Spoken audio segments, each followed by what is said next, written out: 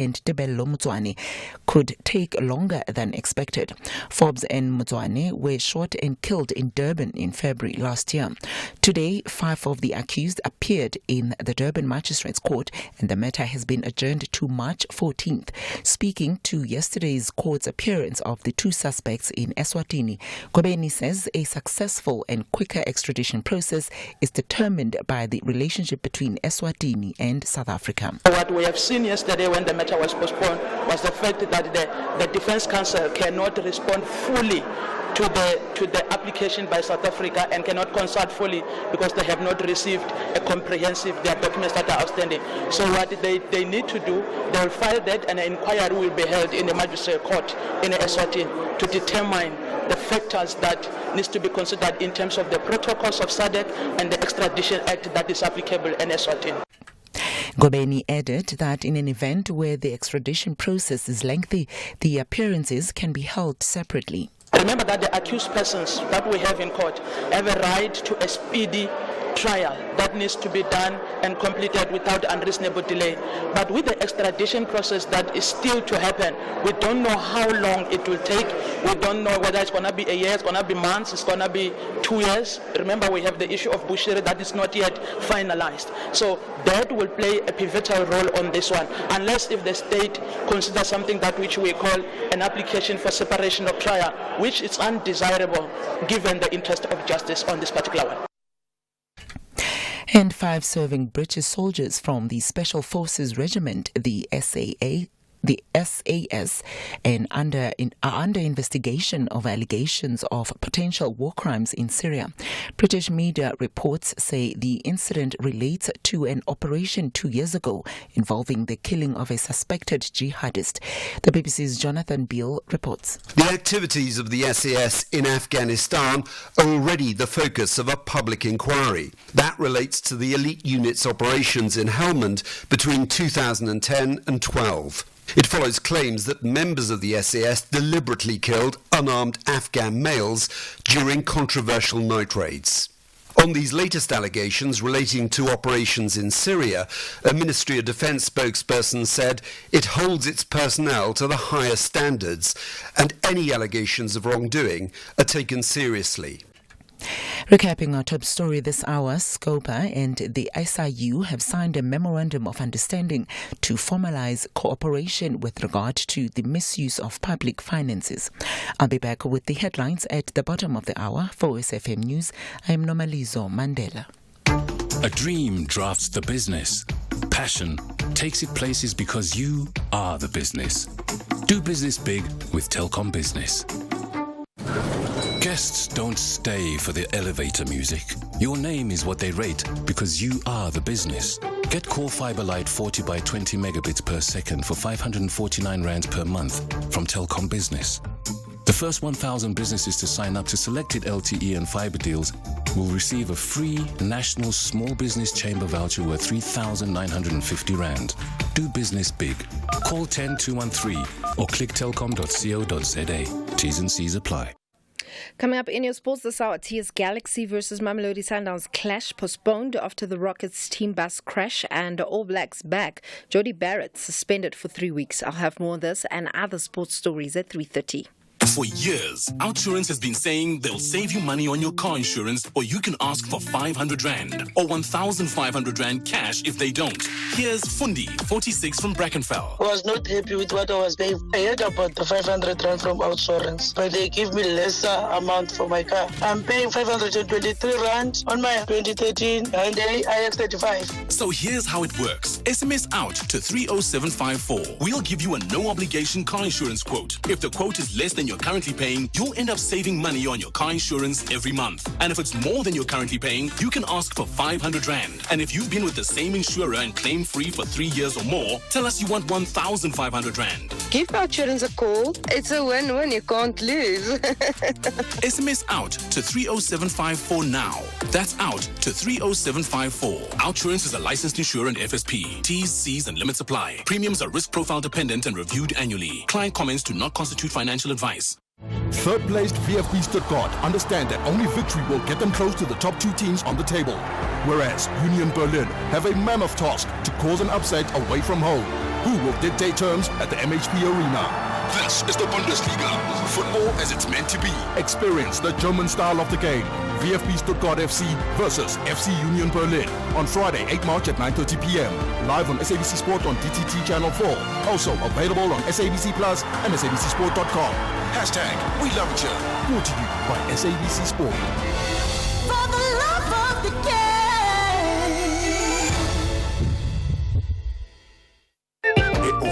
So Sharon at office was telling me the way drip is so expensive these days. She's now waiting for her old clothes to come back into fashion.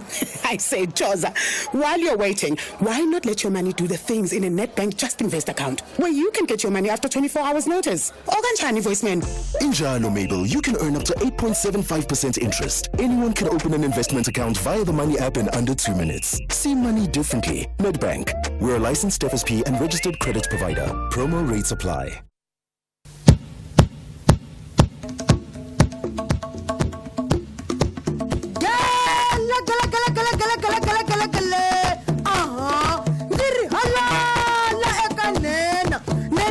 Aldrin Sampear, muhashi wa ntokoto na vutshila, wena masusa xivundza mayi, rito eka lava ri pfumalaka, rito leri hangalakeke na misava hinkwayo, ri haxa mbewu ya vutlhari. Xana imani anga ku miyetaka ke, imani anga miyetaka mpfumawulo wa rito ra kuke. 326 yi tshama yi ri etindleve eka SAFM, hikuva u yi phamela swakudya swa miehleketo hi dya yi tlhela hi xipa. Ndzi ri halala Aldrin Sampear, halala wena la selekiweke eswitikweni swa vutlhari, a katingiwa etimbiteni ta vutivi, a swekiwa hi galaza ra vutshila. Loko ri mina ntambi ya mutonga wa xambula makutlo wa madhafu la ri la tsundzuka n'wana hi ku heta, ndzi ku hluvulela xihuku, ndzi ri kula u ringana na ndlopfu. Halala Aldrin Sampear, halala. Aldrin Sampear on Beyond the Headline.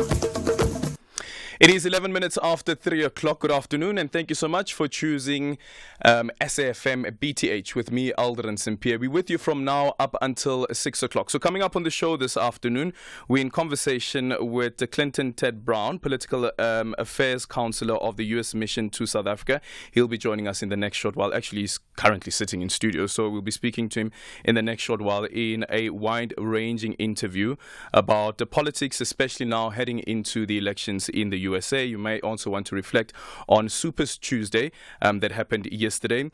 And then at 20 to 4, we speak to Dr. Aileen Carter, who's the Provincial Manager for the South African Human Rights Commission in the Eastern Cape, following the inquiry that they had looking into school uniforms and also the policies that schools had. And one of the submissions that they've made, they're asking for the immediate reforms of they're asking the National Department of Basic Education to immediately abolish any hair policies that differentiate between male and female learners, and this includes eliminating any practices that discourages or subjects African learners to disciplinary procedures for wearing afros, braids, or any other natural hairstyles chosen by the specific learner. So she'll be joining us at 20 to 4. At 10 to 4, we speak to Pearl Makubani, SABC News reporter on the Senzo Meyiwa murder trial.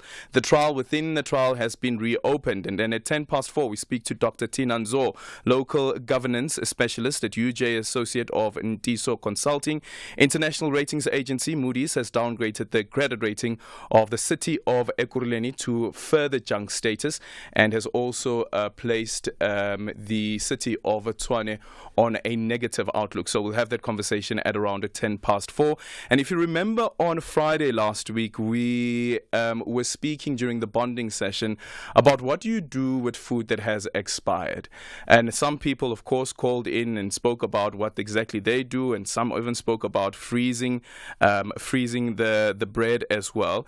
And we decided that this afternoon, let's rather have a conversation as well, following up on the conversation that we had on Friday, to look into some of the claims that were made by some of our listeners, including that you find penicillin in the mold of bread, and some saying that it's healthy. We also had a call from one listener who said that she was told by a doctor that she can still use the medication medication that has expired for a couple of months. I think she said for up to 6 months. So that conversation is coming up. We will be in conversation with Dr. Angelique Kutsia, who's a medical doctor and chairperson of the South African United Business Confederation's Health Committee. So those are the stories that we have on the agenda this afternoon. Anything else that you'd like to place on the agenda on 0614-104107, and you can also drop me an X at Aldrin Sampear. The only talk radio afternoon drive show that makes sense. Beyond the Headline with Aldrin Sampear, right here on SAFM. 14 minutes after 3 o'clock, in conversation next with Clinton Ted Brown, Political Affairs Counselor of the U.S. Mission to South Africa, joining us in a wide-ranging interview.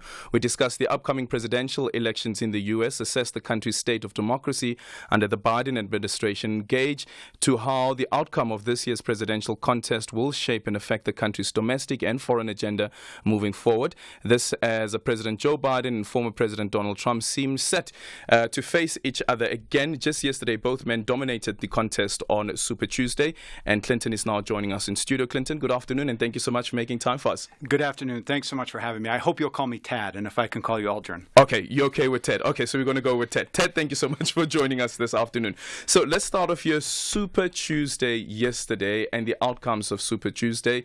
And as I said in the introduction there, that Biden also dominated, except for, I think it's the one territory where unfortunately he didn't make the cut. But what's your reflection on what played out during Super Tuesday? Well, first of all, let me just say thanks so much for having me. I'm a little surprised. I thought I was coming to offer my views on what to do with expired food. No. But I think I'm ready to pivot. And look, I think what I would say is Super Tuesday was super exciting. Now, let me unpack that a little bit, because I think our system is so different from how South Africa does these types of elections. It's worth just spending a moment explaining it. Our system, as a confederation, our system is built on the states adding up to the national unit. And what that means is for our presidential elections, for the parties to choose their national candidates, it's not done in a party congress like it is here, or at least that's not how it's effectively carried out. It's through these primaries at a state-by-state level. The states set their own rules.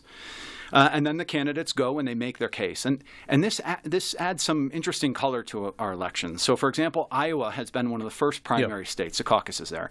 And what it means is that things like ethanol subsidies or corn policy end up playing a larger role in our national political discussion than they otherwise might. And the candidates, as they go to these different local areas, have to make the pitch in these local areas.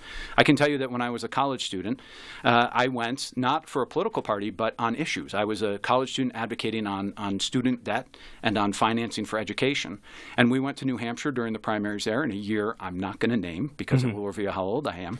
And we went to these town halls where the candidates were. And we stood up and we asked them questions about the high cost of college education in the United States. And that gave us a chance as 18, 19-year-olds to engage directly with the people who are running for president of our country.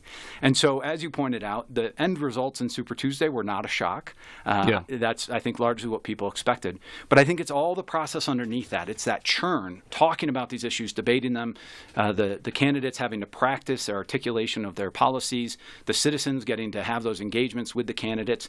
In our system, they end up going to cafes and diners and meeting people in ones and twos in order to make their case. And so what we saw with Super Tuesday was just a continuation of that process. Many Americans think it goes on too long. It seems as soon as one election is done, the next one begins. But there's a healthiness to that as well, because in the end, politics is about the policies that affect our lives, the safety of our communities, our education, our national defense. And so I think it's exciting to see that continue to play out. And President Biden saying that the strong showing on Tuesdays prove that voters are ready to take on Trump. I don't know what you read into that, but does that mean that the president goes into the State of the Union address more confident? You'd have to ask Joe Biden how he's feeling. But I think when you see how he's talking, he and the other candidates, they're trying to put forward their best face as they're going into this election.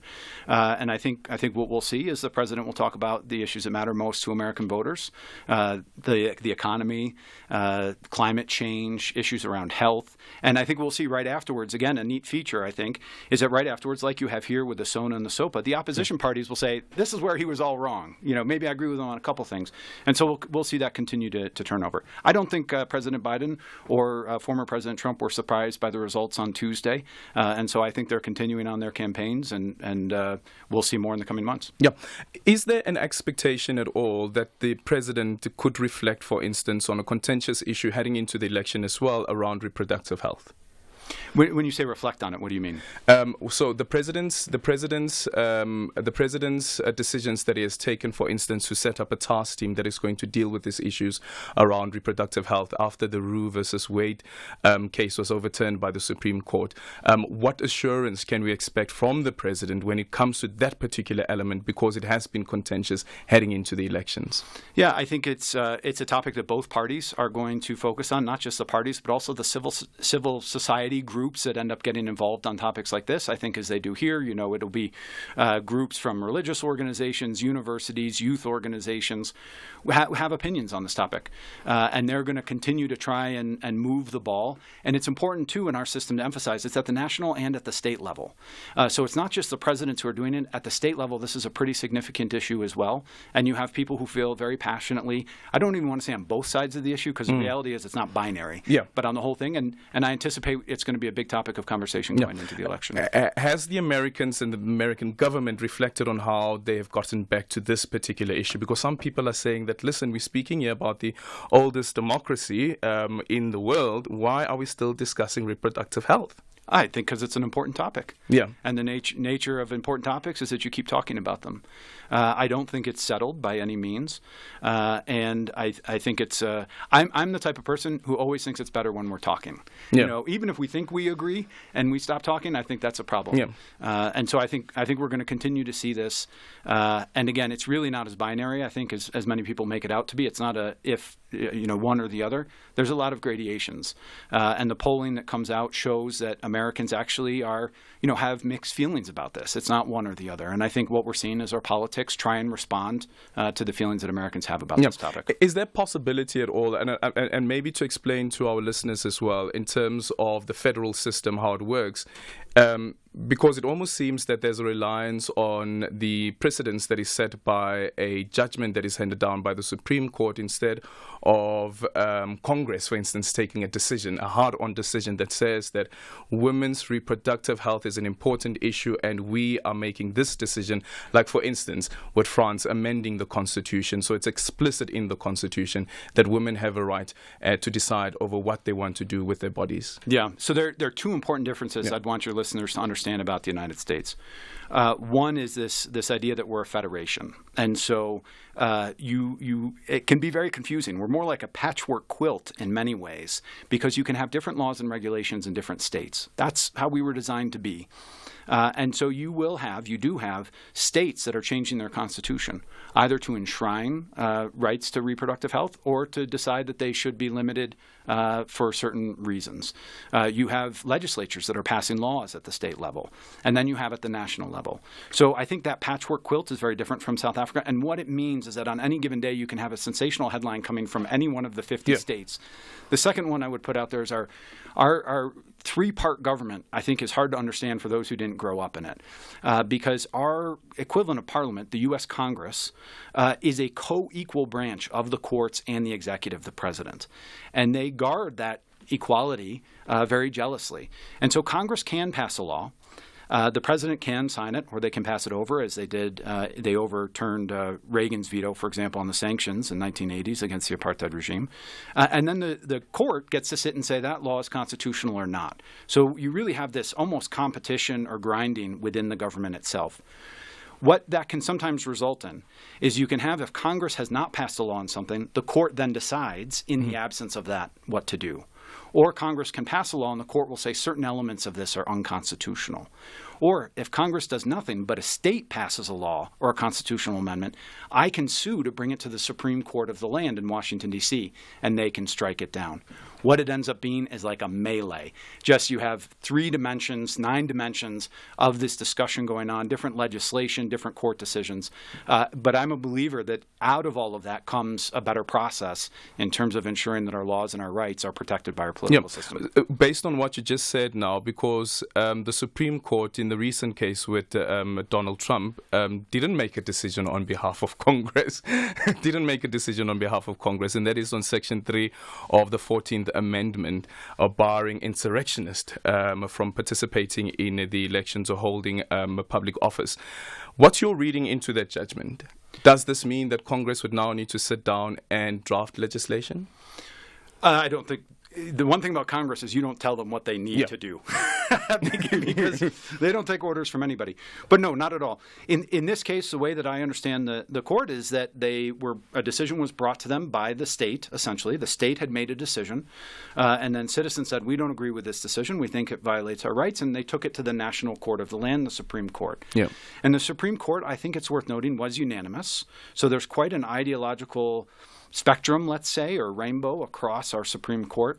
They were all essentially unanimous. They disagreed on how they got to their final decision, and their decision was that it was inappropriate to not allow former President Trump to be on the ballot for the reasons that Colorado had said. Congress doesn't have to do anything now. It means that if you were someone who felt that he shouldn't be on the ballot, you now have some work to do. You now need to go decide if you need to make a better case to Colorado, a better case to the Supreme Court, or convince Congress to pass a law.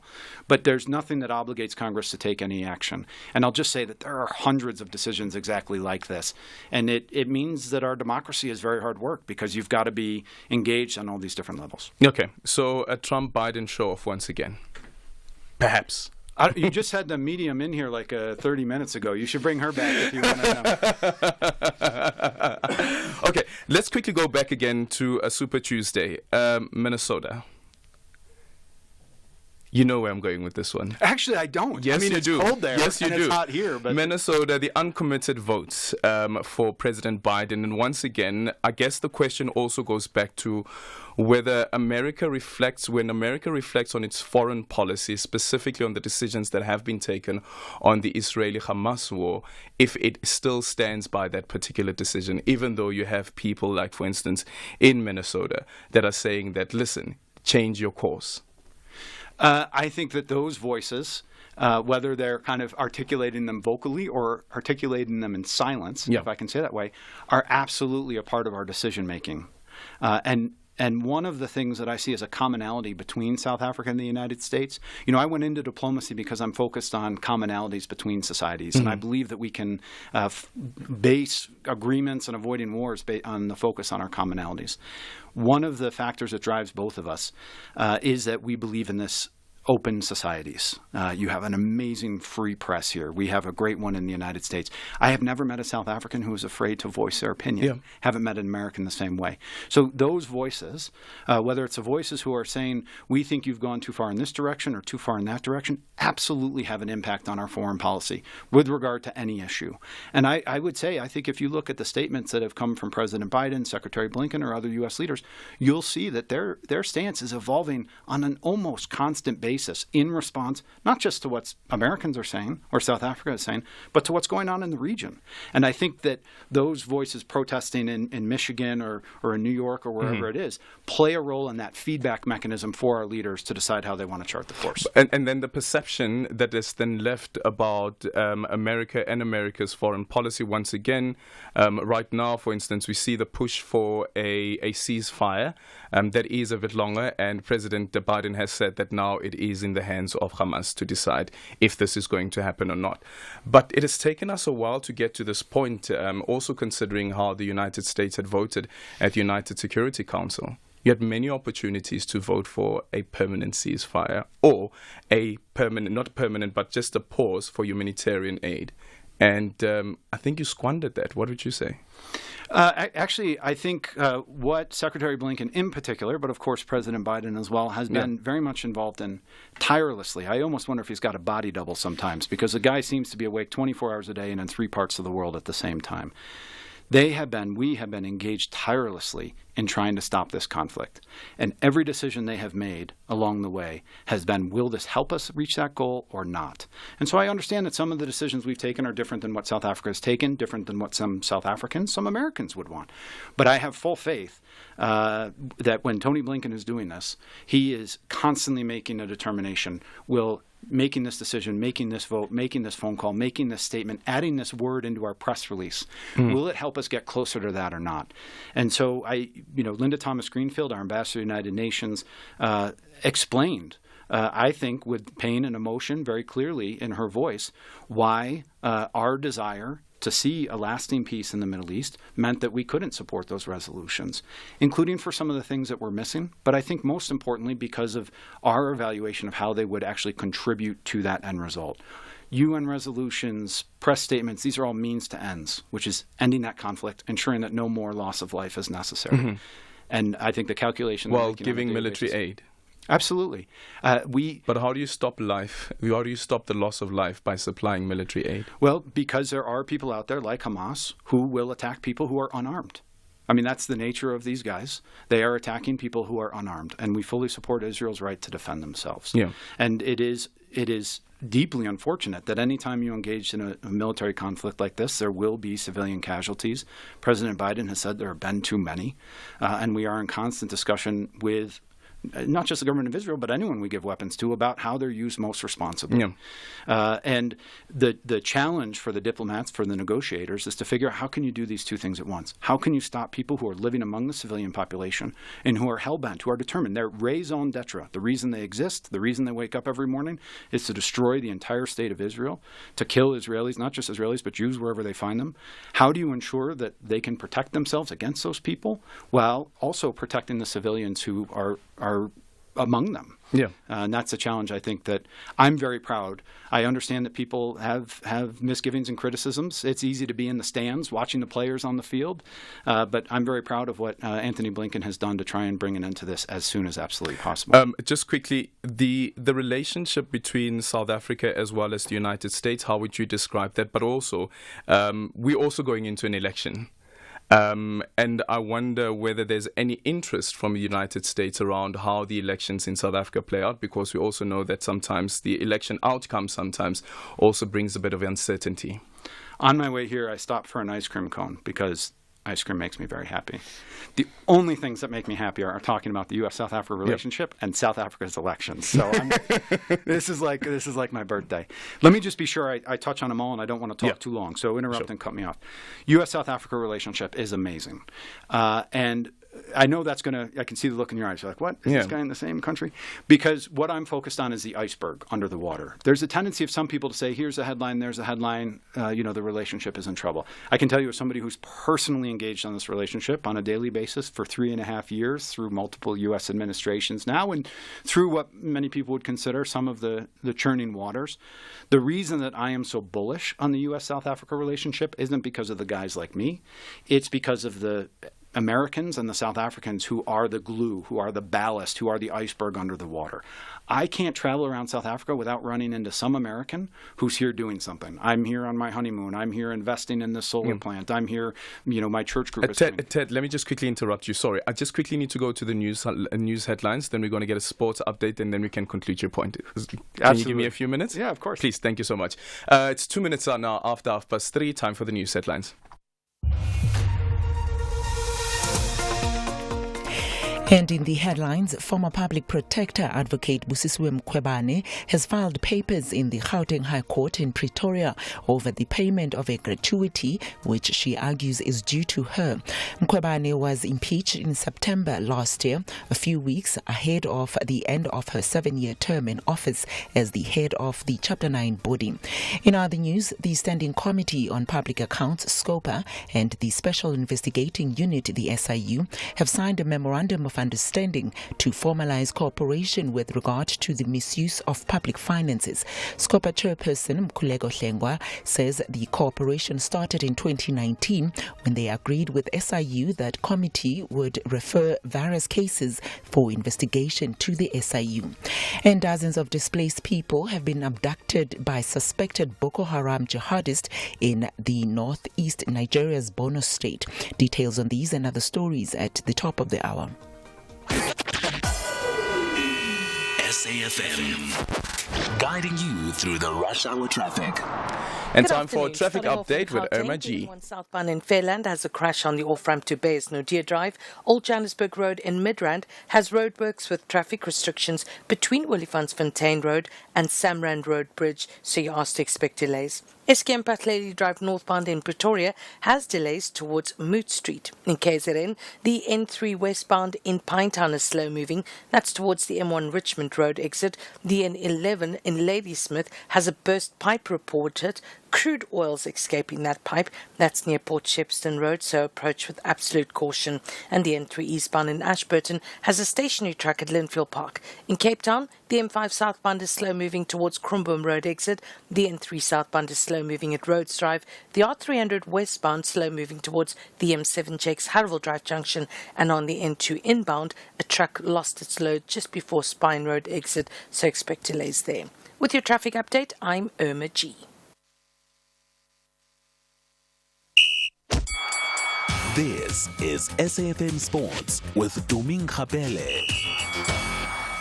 A very good afternoon to you. Hope you're doing well. Let's get straight into what's happening in the world of sports. Starting off with football, the Premier Soccer League has postponed the match between Tears Galaxy and Mamelodi Sundowns scheduled for this evening at Mbombela Stadium. This is after an accident involving Tears Galaxy team bus and another car yesterday. The PSL has extended its support to the Rockets, saying that it understands that this is an extraordinary circumstance and how this could possibly affect the players. The reschedule will be announced in due course. Meanwhile, Golden Arrows head coach Maputi Kanyeza has taken the blame for his side's loss to Kaizer Chiefs last night. This was the 11th straight loss for Arrows in all competitions, and the 1-0 win marked Chiefs' first win of the year. In terms of games we've lost, it's true, we lost my games or 11 in a row, but if you see my games, the same challenges that we face again. Dominate the game like the game last week. They only scored in the last minute and then we missed some of the opportunities. But from my side as a coach, we don't blame our players. I will take a bullets for them. And then 11 games straight in a row lose. It must go straight to me, not to our players. Moving on to netball action, newly appointed national under-21 coach Precious Mthembu says that she's honoured to lead the national team. She takes over from Jenny van Dijk, who has been appointed as head coach for the SA national team. And Mthembu's appointment will run until the conclusion of the Netball World Youth Cup 2025. In rugby, Hurricanes back Jordie Barrett has been handed a 3-week suspension today after receiving a red card at the weekend. Barrett was initially shown a yellow card on Saturday for a high tackle on Reds fullback Jordan Pataya, which was upgraded to a red card after a review by the television match official.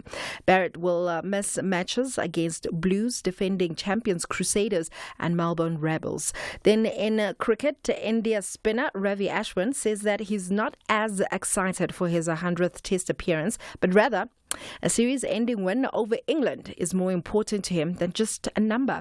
Ashwin is set to reach the landmark in the 5th and final match of England's tour starting tomorrow, and he'll become the 14th player to reach 100 tests for India, joining legends of the game such as Sachin Tendulkar, Rahul Dravid, amongst others. Yeah, I think it's a pretty big occasion by the sounds of it and the looks of it. But yeah, it doesn't change anything from playing a test match. You need to prepare the same way. 3-1 scoreline is on the board, and despite the scoreline, you want to win every test match that you play. Different challenges will be posed in these games. In this game, I think the weather is going to be slightly different to where we played so far. So yeah, all that factored in, just have to look at what's on hand and go about doing your business. All right, then let's move on to golf action. Live Golf is done with trying to validate the league in the eyes of the official world golf ranking. And John Rahm is one of the circuit's biggest star, says that he's okay with that. Live CEO Greg Norman sent a letter to the tour's membership yesterday informing them that the circuit will no longer be attempting to qualify for the OWGR points, which determine invitations and exemptions into major championships. On the note, it is a wrap from my side for now. I'll have more in the next hour. For SAFM Sport, I'm Tumin Kapel. Mzansi's top spinners are back on the ground for a tire-screeching battle. Here we go. You ready for some fun? Stay glued to SABC TV channels on 16 March 2024 for a breathtaking experience of Red Bull Shine Moto. Precision driving at its very best out here. This is Africa. Welcome to a world of spinning. Do not miss out on the heated spinning by the greats of the sport. Proudly brought to you by SABC Sport. For the love of the game. Fly better to your next holiday. Book your flights with Emirates to a holiday in Dubai, London, Istanbul, or Paris. Look forward to delicious regionally inspired cuisine, enjoy free-flowing premium drinks, and relax to your favorite movies on the way. Because it's not just about the destination, it's how you get there. This year, fly Emirates. Fly better. Digital television offers a clearer picture quality, more free-to-air channels, all SABC radio channels, irrespective of where you are in South Africa, and much more. Gradual analog switch-off continues and will be concluded by the 31st of December 2024. Installation capacity has been ramped up to fast-track installation of set-top boxes to eligible indigent households. Hashtag Chincha Ing Ungasali. Hashtag Go Digital. For more information, send a WhatsApp message to 0600625458 or call 0860736832, and you can also email support@sentech.co.za. Web chat, you can go to www.sentech.co.za or Facebook Messenger @Sentech Ltd. Good afternoon, this is your captain speaking with just a little flight information. We're flying at an altitude of 37,000 feet and our airspeed is 400 miles an hour. Ladies and gentlemen, welcome to BTH Airline. I'm your co-pilot, Aldrin Sampear, and I'm with you from 3 to 6, flying you through the turbulent airwaves. But the landing will be smooth.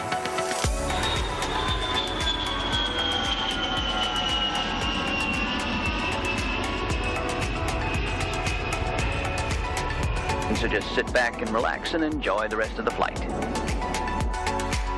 This is Aldrin Sampear on Beyond the Headline. It's 20 minutes before 4 o'clock, concluding the conversation with Clinton Ted Brown, Political Affairs Counselor of the U.S. mission to South Africa, on a wide-ranging interview, of course, looking at politics of the United States and also its foreign policy. And now the discussion that we had just before we went to the news headlines was on the relationship of South Africa as well as the USA. And Ted, you were describing it as amazing, even though you disagree on some issues on a global level. Yeah, and I grew up along the border with Canada. Mm-hmm. Canada is about as close to the United States as you can get. We both love hockey, Tim Hortons donuts, and yet we have some pretty serious disagreements with Canada. Softwood lumber, who would have known? And so I'm familiar with the idea that in our relationships between countries, we're going to have these issues that we disagree about. What I can tell you, again, as someone who is involved in this relationship day in, day out, is that two things. One, in the government-to-government relationship, we are engaged in more conversations at more levels with more different parts of our governments than we have been in many, many years. I'd go back a decade and a half, probably. That's on issues where we agree completely, and we're saying, how do we work together to accomplish this goal? And it's also on some issues where we see things with a different perspective. What we try to get at is, okay, we have a different perspective, but do we have a common goal? And is there a way that we can use our different perspectives to arrive at that common goal? One of the things I do here and that my team does here is we try to understand South Africa's perspective. That's why we get out and try and speak to a wide range of South Africans so that we can explain back home, how is it that South Africans feel about these issues in the world? But I tell you, the real secret sauce in the U.S.-South Africa relationship isn't the government. It's the people. And it's these ties go back to hundreds of years. The Charlotte McEachee, who went back and got a degree in the mid-19th century, I think, in Ohio. And it just continues on over the decades. It's the businesses that are going back and forth, the students, the artists, the South Africans are taking all the Grammys these days. And so it's that relationship that really underpins the strength of the bilateral relationship. Does the U.S. have any interest in the outcomes of the elections in South Africa? Absolutely. Yeah? Why? What does it mean?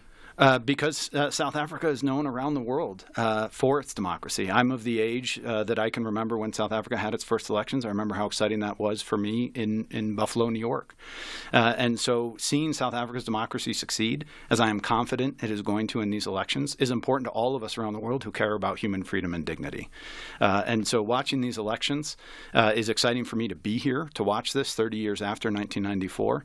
And I think it will be an example far beyond the local neighborhood about how democracy works, why it works, and why, despite all the challenges that it brings, it's the best system of government. Yeah. So we are still on AGOA. Are we? 2025, when it is up for renewal, will South Africa still be part of AGOA? Oh, man, we just had the medium in here like 20 minutes ago. I think for the predictions, you've got to ask the people whose job it is to do predictions. But are you confident that South Africa will remain part of AGOA? What I'm confident in is that President Biden, who's long been a friend not just of South Africa, but of the region and a believer in the relationship, has said that he wants it to happen. And I know that he has to work through that with the U.S. Congress. And I'm sure that that's what he'll do if he's reelected. But I'm mindful that we have an election between here and now, and I wouldn't want to get into predicting where that's going. Okay. Let's quickly go to our neighbors, Zimbabwe. The decision that was recently taken by President Biden to terminate the Zimbabwe sanctions program, but also Treasury also deciding that actually there are a few other individuals, including the president of Zimbabwe, who will be directly targeted, target sanctions against the president of Zimbabwe. Why did the U.S. decide to go that particular route? I'm so glad you asked the question the way you did, because actually South Africa played a role in this. And it goes back to soon after President Biden came into office. He had Anthony Blinken come here and meet with Foreign Minister Pandor, and he welcomed President Cyril Ramaphosa, to the Oval Office in Washington. And around those, of course, there were also discussions. In those discussions, the South African government officials raised their concerns about our policy with Zimbabwe as part of how we discuss all manner of issues, and they expressed concerns in particular about the sanctions. And so that fed into a rigorous discussion taking place in Washington, D.C. that looked at what's the reality on the ground in Zimbabwe, what is our policy with regard to Zimbabwe, and what if any, sprucing up, tweaking needs to be done. I think it could be confusing when you look at what happened, so give me a second if you don't mind to explain it. Essentially what President Biden did after a rigorous process that included conversations with our Congress was he said the old Zimbabwe law that brought those sanctions had become outdated. It's now almost 20 years old. And he said we need to respond to the new realities on the ground. We need to make these more modern, more specific, more targeted, and more forward-looking. And so although that law is gone and there are now new sanctions, those sanctions are no longer Zimbabwe-specific sanctions. They are the same type of sanctions that we apply around the world. Global Magnitsky, named for the Russian political activist who was assassinated, and they apply all around the world on three main bases: violating human rights, undermining democracy, and large-scale corruption. It's the same sanctions that were applied to the Gupta brothers here in South Africa and are applied all the way around the world. The important part, and you can see this in the press statements, is that U.S. officials said these individuals are being targeted for specific actions they've taken to steal money from Zimbabwe, to violate the rights of the Zimbabwean citizens, and to undermine democracy in Zimbabwe. If they change their conduct, those sanctions will change. There are no sanctions on the country, on the government. It is specific to these people for the actions they have taken. Does ZIDERA still remain in place? It does. The impact of ZIDERA is that the country can't borrow money from international institutions, so that the U.S. will vote against it. The U.S. will continue to vote against it. So that does actually have an impact on Zimbabwe, the country. Would you agree?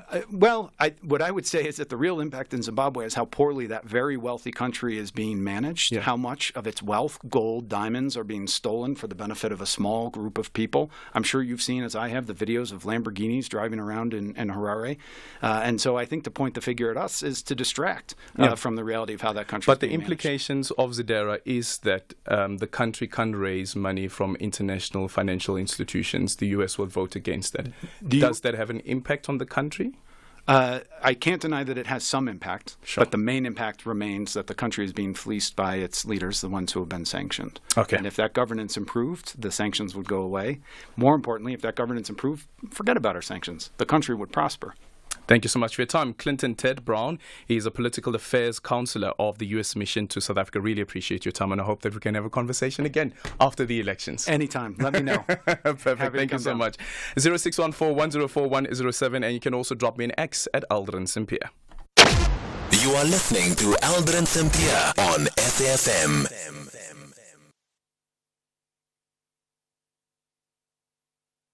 Aldrin Sampear on Beyond the Headline. Afternoon, Andren. This is Magdalene from Bloom. Lirato, good afternoon. Aldrin, how are you? Let's hear from Tandisa joining us from Matlosana. Good afternoon. Edwin, how are you? Aldrin. Who? It's Aldrin. Excuse me. My name is. My name is. My name is. My name is. My name is. Aldrin Sampear. Oh, okay, thank you. Hashtag SAFMBTH. My name is what? My name is who? My name is what? My name is who? My name is Aldrin Sampear. My daughter is loving Aldrin Sampear. Enjoy your show, man.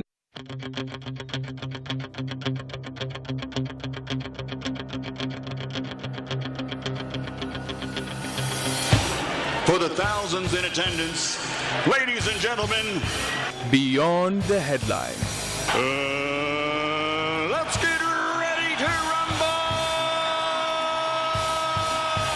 Beyond the Headline with Aldrin Sampear on SAFM. Weekdays, 3 to 6 p.m. To infinity and beyond! Let's have the conversation. WhatsApp voice notes on 0614 104 107. Hello, Aldrin and Ted. You know, yesterday watching Super Tuesday, I got nervous, and nervous for a reason, because my take is Donald Trump is loved by some Americans, and I don't know. I just have this feeling that after November, Donald Trump is going to be a president of the U.S. again. He's going to be re-elected, which is something that doesn't make sense to me in, American Constitution. And also, the college system doesn't make sense at all, even though people are here Ted, that people are voting for the reps, like in the Senate and the Congress, but then the college system for me still doesn't make sense, and Donald Trump is going to be the president of the U.S. again. This is Tepiso. Hi, Adrian. When you look at what's happening in the United States, I think many in the world are beginning to lose faith in the United States, looking at the kind of democracy they want to install. People really are now thinking that, these people are eroding democracy, eroding human rights. If anything, United States are no longer the country that can look up as a country of liberty and freedom. It's actually a country that's causing chaos in the world. SAFM values your views. Be an active citizen. Aldrin Sampear on Beyond the Headline. 0614-104-107. You can also drop me an X at Aldrin Sampear, and our studio line is 086-000-2032. In conversation next with Dr. Eileen Carter, who's the provincial manager of the South African Human Rights Commission in the Eastern Cape. We dissect their report. 2 years ago, the Commission's Eastern Cape office embarked on an inquiry aimed at addressing concerns regarding the alleged excessive regulation of learners' appearances and school uniforms in educational institutions. Post its investigations, the Commission found that in certain cases, school uniforms and appearance policies infringe on learners' right to dignity. It also concluded that the binary school uniform policy discriminates in the application between boys and girls and gender non-conforming learners. The inquiry was initiated in 2022 following an incident that occurred in 2021 after a 13-year-old learner from Astra Primary School in Gqeberha was reportedly victimized due to her Afro afro hairstyle. Dr. Carter is now joining us on the line. Dr. Carter, good afternoon. Thank you so much for making time for us. Afternoon, Aldrin. Afternoon to your listeners. When we look at even the choice of words, the excessive regulation of learners' appearances, what does it mean, excessive? So, Aldrin, we are very clear to say that we recognize the role that SGBs play, that we recognize the role of school code of conduct. But what we are saying is sometimes these practices have become so excessive that we no longer focus on the purpose of children being there at school for Section 29 to be realized. We are looking at things that should in fact be ancillary to this process, such as trying to regulate their natural hair, trying to tell them that they cannot wear pants to school. And what the Commission then did is we went back to the drawing board to ascertain whether us regulating, and again referring to what you think, over-regulating and policing the bodies of these children are in fact contributing to the Bill of Rights and the realization of the human rights that they have contained in the Constitution. And where did you find this excessive regulation? And on this question is also based on whether it was mostly in your, is it quintile 3 to 4 schools, or is it your former Model C schools, like quintile 1 to 2? No, Aldrin, it is systemic. Unfortunately, we're finding it everywhere. We found that specifically the bodies of African learners are policed excessively. The LGBTIQ plus community is also subjected to this policing quite excessively so, because the gender identity that would align to the uniforms that they would choose might not be available for them in terms of the school's code of conduct. So across the board, we have found this concern, and we have heard learners contact us, we have had parents contact us, and what we are saying is let's go back to the drawing board and we align these school conduct codes of conduct with the Bill of Rights so that we make sure that the best interests of the children remain paramount. Were parents consulted here? Absolutely. The inquiry took place in Quebeca, and we invited parents, we invited complainants. They were private and independent schools. The departments were invited, traditional communities, the religious communities, NGOs, other stakeholders such as our Chapter 9 institution. The Gender Commission was also invited and presented at this inquiry. So we did quite a deep dive into the origins of school uniforms. In fact, what we found was it's quite a colonial import, and we've almost been forced into assimilation in South Africa. But that being said, we have to be very clear to say that the Commission does not wish to say that there's no space for school uniforms. In fact, we say school uniforms have a place in our South African context as long as it's affordable and accessible. And also gender neutral. Absolutely. You would note from the reporters, one of the things that we found, that to say schools need to have school uniform items available in their approved school uniform policies that would cater for a gender non-binary approach. So why would we force girl children to be wearing dresses if they may be more comfortable in pants, and vice versa? As I've indicated, the LGBTIQ plus community has been adversely affected by this, and we aim to almost equal the playing field and allow for freedom of expression and freedom of association and the right to equality to be upheld even through the school uniform policies.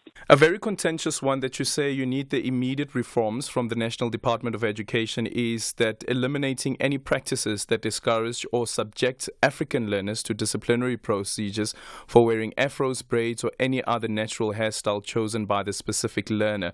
So does this mean, if the Department of Education does adopt this, that every uniform policy and hair policy of a school in this country must change? What we are asking is that in any event, any school uniform policy or school code of conduct must be aligned to the Bill of Rights. Now, ours is to say that the natural hair of a child can never be seen as an offense in terms of a disciplinary process.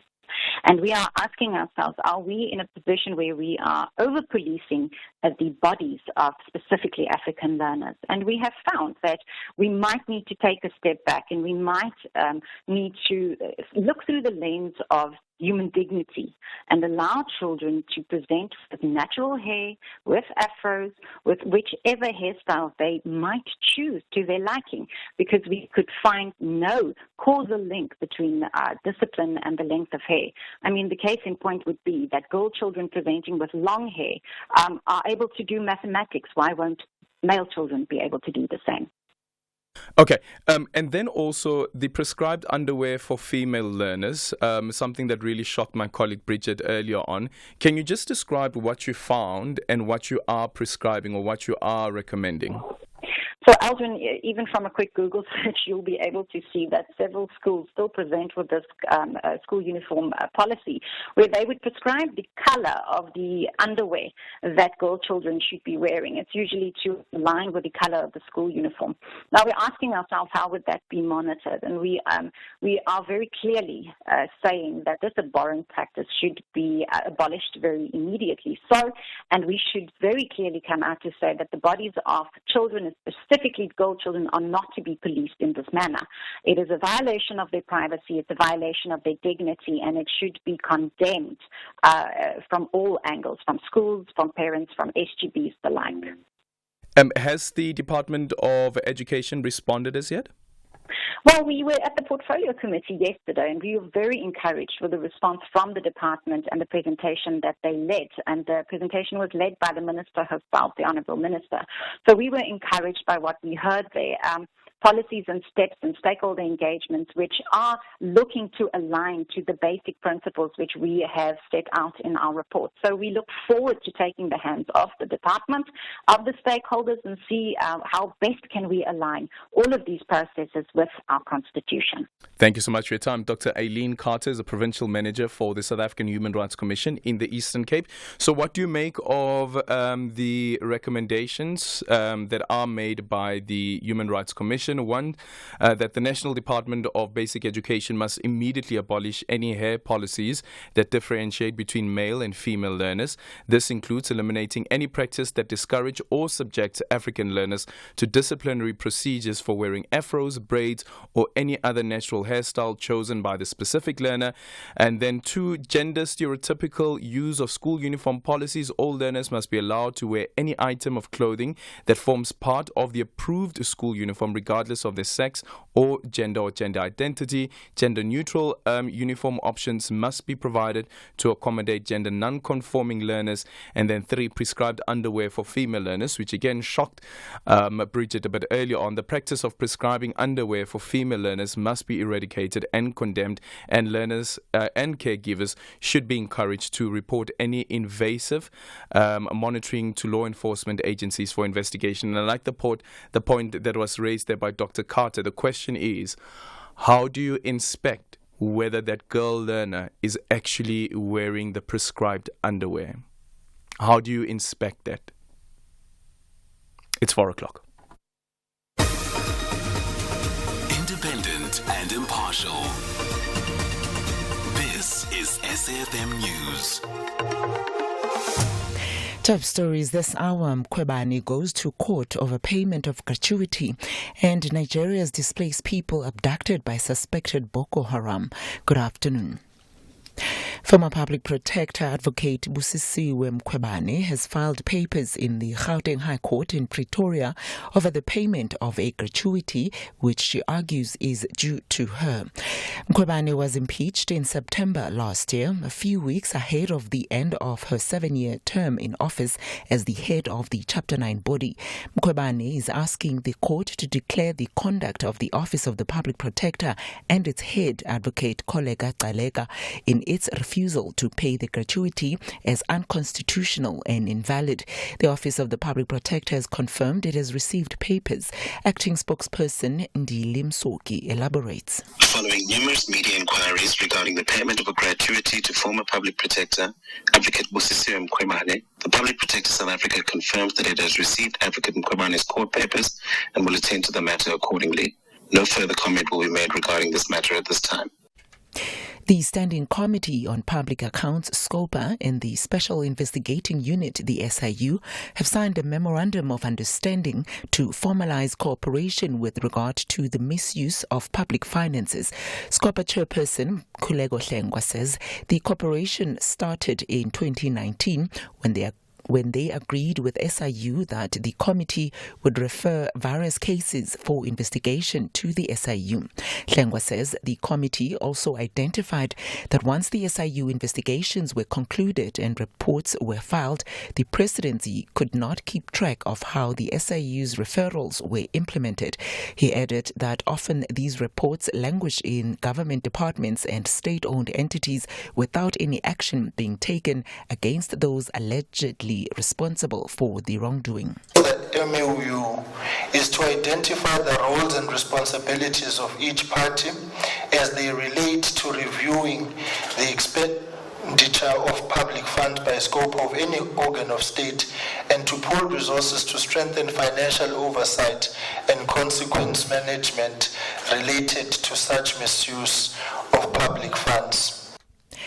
The case against self-confessed Usindiso building arsonist Sthembiso Mdlalose has been postponed to the 22nd of March at the Johannesburg Magistrates Court. The 29-year-old is facing 76 counts of murder, 86 counts of attempted murder, and one of arson for starting the Usindiso building fire in Marshalltown in Johannesburg on the 31st of August last year. The incident claimed the lives of 76 people and left dozens of others injured and displaced. Session Naidu has more. Sthembiso Mdlalose made a brief appearance in the dock before his case was rolled over to the end of the month. This time around, the matter was postponed due to his attorney not being able to attend proceedings. Mdlalose had confessed on 2 separate occasions to having started the fire, including at the Kampepe Commission of Inquiry. He has abandoned his bail application and will remain behind bars until the conclusion of his case. Legal expert Abigail Ngobeni says the extradition process of 2 of the 7 suspects arrested in Eswatini in connection with the murder of rapper Keenan A.K. Forbes and Tibelo Motswane could take longer than expected. Forbes and Motswane were shot and killed in Durban in February last year. Today, 5 of the accused appeared in the Durban Magistrates Court and the matter has been adjourned to March 14th. Speaking to yesterday's court appearance of the 2 suspects in the Eswatini, Ngobeni says a successful and quicker extradition process is determined by the relationship between Eswatini and South Africa. What we have seen yesterday when the matter was postponed was the fact that the Defence Counsel cannot respond fully to the application by South Africa and cannot consult fully because they have not received a comprehensive their documents that are outstanding. So what they need to do, they will file that and an inquiry will be held in the magistrate court in Eswatini to determine the factors that needs to be considered in terms of the protocols of SADC and the Extradition Act that is applicable in Eswatini. Ngobeni added that in an event where the extradition process is lengthy, the appearances can be held separately. Remember that the accused persons that we have in court have a right to a speedy trial that needs to be done and completed without unreasonable delay. But with the extradition process that is still to happen, we don't know how long it will take. We don't know whether it's going to be a year, it's going to be months, it's going to be 2 years. Remember, we have the issue of Bushiri that is not yet finalized. So that will play a pivotal role on this one, unless if the state considers something that which we call an application for separation of trial, which is undesirable given the interest of justice on this particular one. And dozens of displaced people have been abducted by suspected Boko Haram jihadists in the northeast Nigeria's Borno state. Officials say the victims were captured when they were collecting firewood in the forest. The BBC's Mayeni Jones has the details. There are lots of conflicting reports about what exactly happened in Ngala this weekend. Even the day the victims were taken is contested. What we know is that a number of internally displaced people from a camp in Ngala near the border with Cameroon were abducted. Local militia leaders told the AFP news agency only 47 women are still missing. The authorities in Borno state have not yet confirmed the number of abductees. The incident comes as the government of Borno in northeast Nigeria said that 95% of Boko Haram fighters were either dead or had surrendered to the authorities. And recapping our top story this hour, former public protector advocate Busisiwe Mkhwebane has filed papers in the Gauteng High Court in Pretoria over the payment of a gratuity which she argues is due to her. Mkhwebane was impeached in September last year, a few weeks ahead of the end of her 7-year term in office as the head of the Chapter 9 body. Headlines at the bottom of the hour. For SFM News, I am Nomalizo Mandela. In your sports this hour, Kune back from suspension right on time for the Soweto derby. Siya Kolisi goes under the knife and England bring in word for 5th India test. I'll have more on this at 4:30. SAFM, guiding you through the rush hour traffic. Good afternoon. Starting off in Gauteng, the M1 southbound in central Johannesburg is slow moving towards Crown Interchange. The N12 R24 westbound in Bedfordview has a stationary vehicle before Giluli's Interchange, slowing traffic on both routes. Bays Nordia Drive in Fairland has delays on the on-ramp to the N1 South, and the N1 North in Midrand has a stationary vehicle after Allendale Road exit. In KZN, the N2 southbound has a stationary vehicle before Spaghetti Junction. The N3 westbound has a stationary vehicle just before Pavilion Shopping Centre exit. The N11 has a burst crude oil pipe near Shipston Road, so you're asked to proceed with caution. And Belle Road has roadworks with traffic restrictions near Chief Albert Lutulu Hospital. In Cape Town, the N7 Jakes Havel Drive southbound is queuing towards Voortrekker Road. The N1 outbound is slow moving towards Okavongo Road exit. The M3 Philip Khosana Drive outbound is queuing towards Hospital Bend, and the N2 Nelson Mandela Boulevard outbound is queuing towards Hospital Bend. With your traffic update, I'm Irma G. If you're active on social media and love SAFM, we hope you'll take a moment to like or follow our SAFM page on Facebook and Twitter. These are the best places to find all the guest information, conversations, and stories you love from your favorite presenters, along with regular updates from SABC News. And don't forget, you can send your questions to feedback@safm.co.za. SAFM, leading the conversation. You are listening to Aldrin Sampear on SAFM. It's 9 minutes after 4 o'clock. Coming up on the show in this hour, we speak to Dr. Tinan Zo, local governance specialist at UJ and an associate of Ndiso Consulting, as we look at the decision of international ratings agency Moody's downgrading the city of Ekurhuleni to further junk status, and also placing the city of Tshwane on a review, and the credit ratings may be downgraded, may have a downgraded outlook. So that conversation coming up. And then we're speaking to Pearl Makubane on the Senzo Meyiwa murder trial, the trial within a trial, which has now been reopened. And then at 4:45, we speak to David Case, a runner who discovered a passion for charity fundraising. He's joining us at 4:45. 5, 4, 3, 2, 1. 10 past 4. 10 past 4. Papa! This is Aldrin Sampear on Beyond the Headline.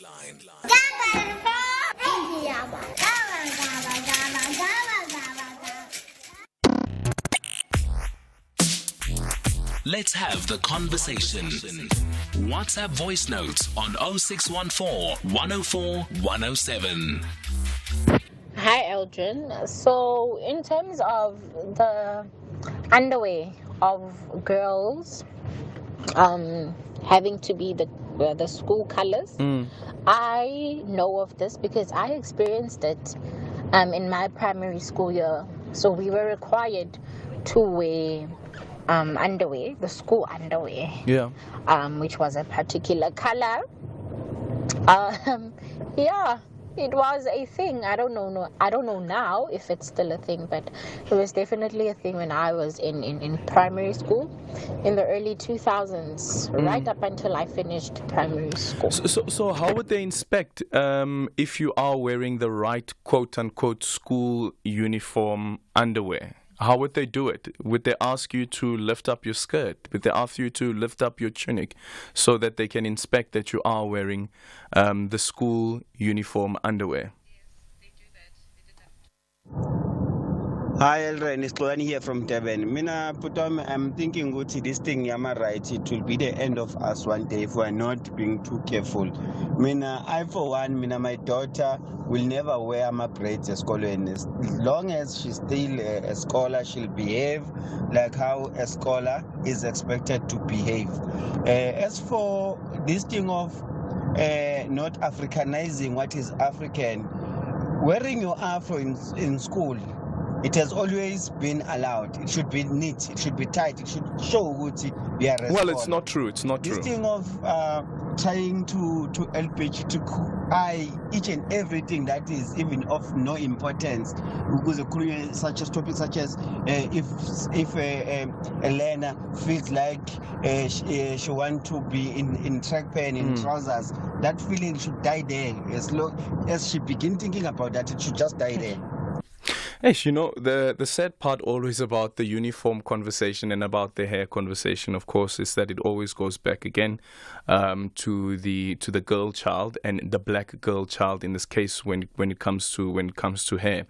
But what's wrong with a girl child who says that I am uncomfortable wearing skirts and prefers to wear pants? Perhaps maybe she is heterosexual, and now barring the conversation about whether the person could actually be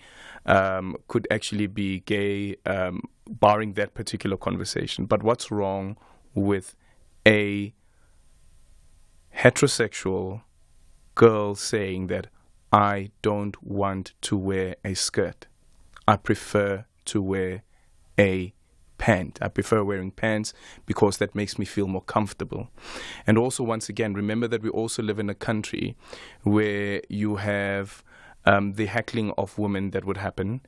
We know what happens at taxi ranks and so forth. I don't know if it's still a thing.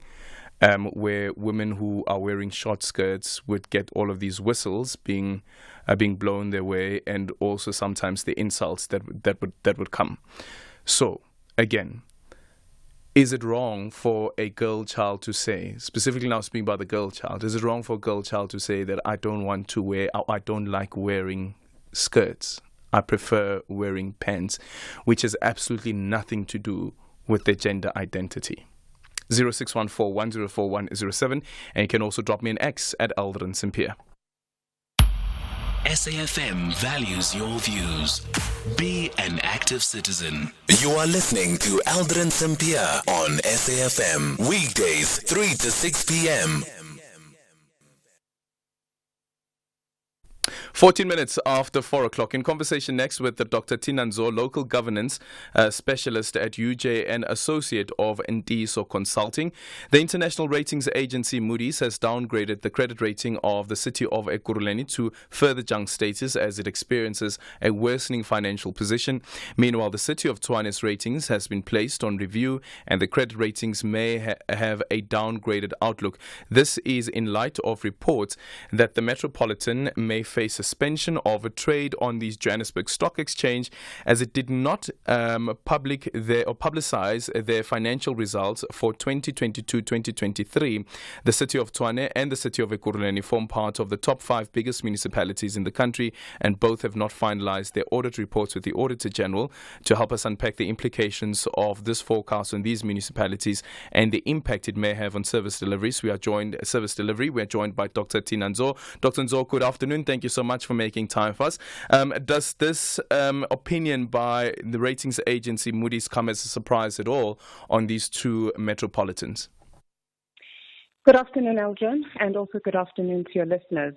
From my side, it really doesn't come as a surprise at all, because the financial constraints which are underpinned by the political governance instability that has been going on in both Tshwane and Ekurhuleni, when it comes to the way in which the credit rating has been articulated in public, have been stemming from 2020 up until 2021, 2022, where they've really been getting all these consistent downgrades from Moody's ratings, even though we know that they have been managing to get good financial audit outcomes, especially Ekurhuleni municipality.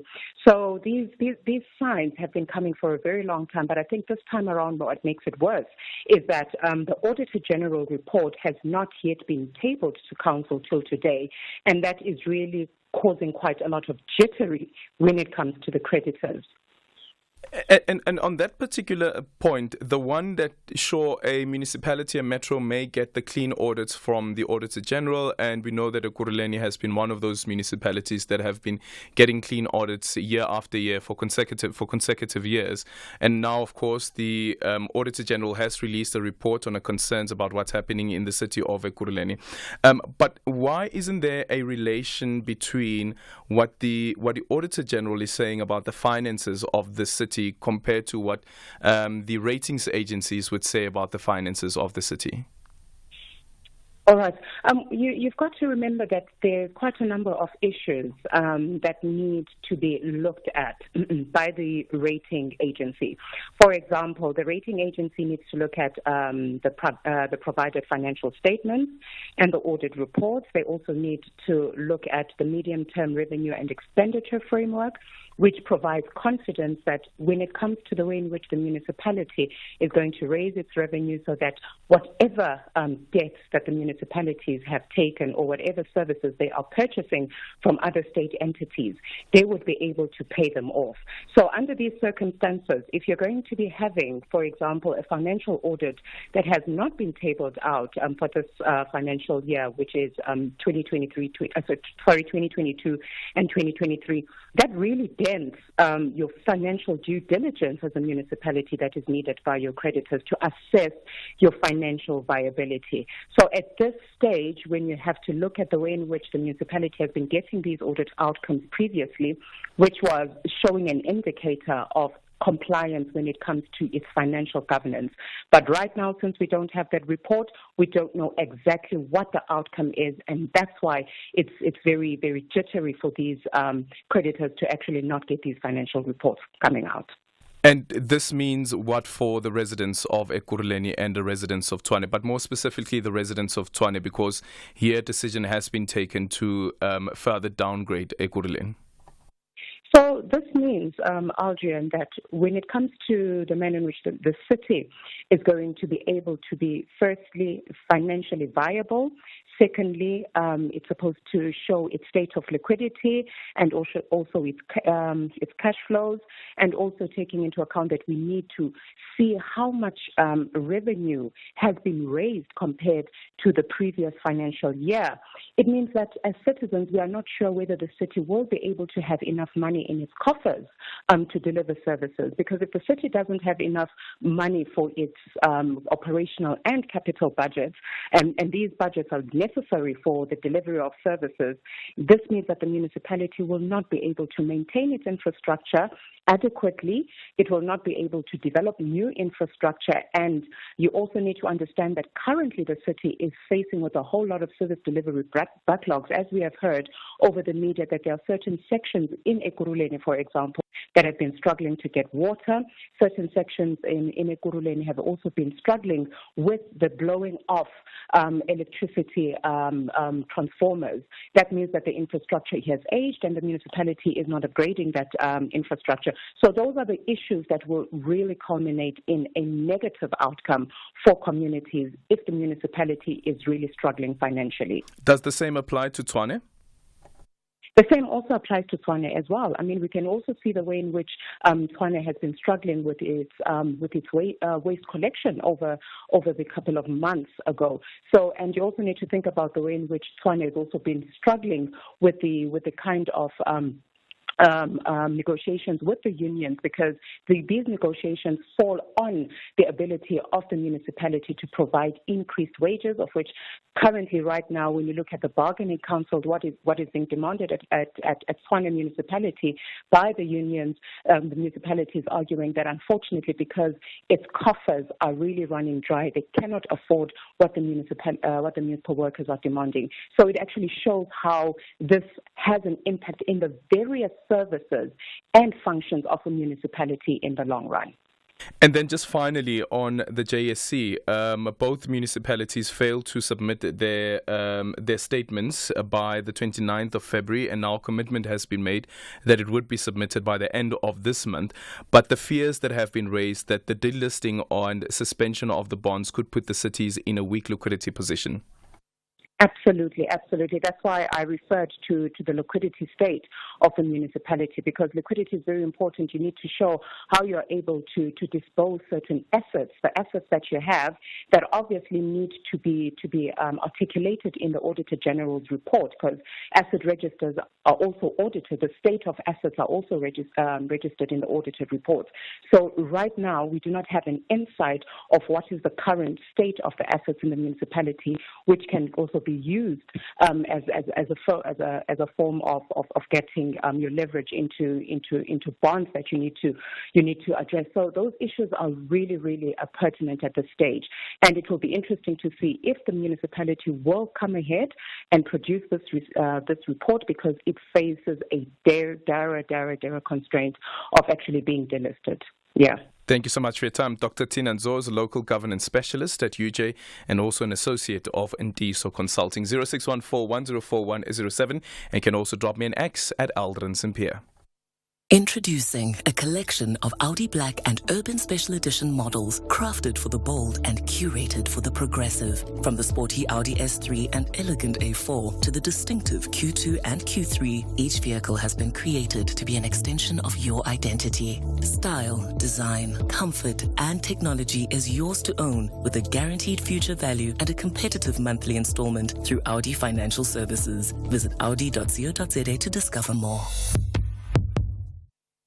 Some say, Amadoda ayipheleli. Others are saying, X ongasoveli. Black and white tackles Golden Black in the DStv Premiership. This is the Soweto Derby, Mzansi's biggest football jamboree. Sazoshuba, Amapagania versus Amakhosi on Saturday, 9 March at 2:30 p.m. Live on SABC 1 and SABC radio stations. Also available on SABC Plus and SABCSport.com. Hashtag We Love It Here. Proudly brought to you by SABC Sport.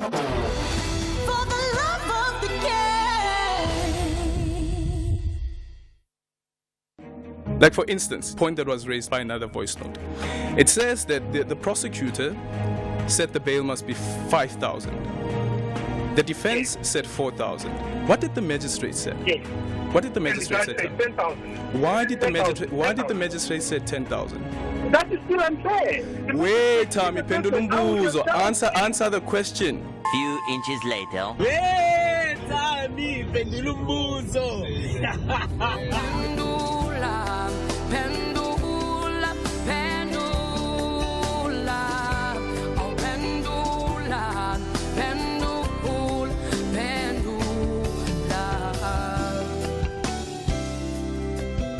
This is Aldrin Sampear on Beyond the Headline.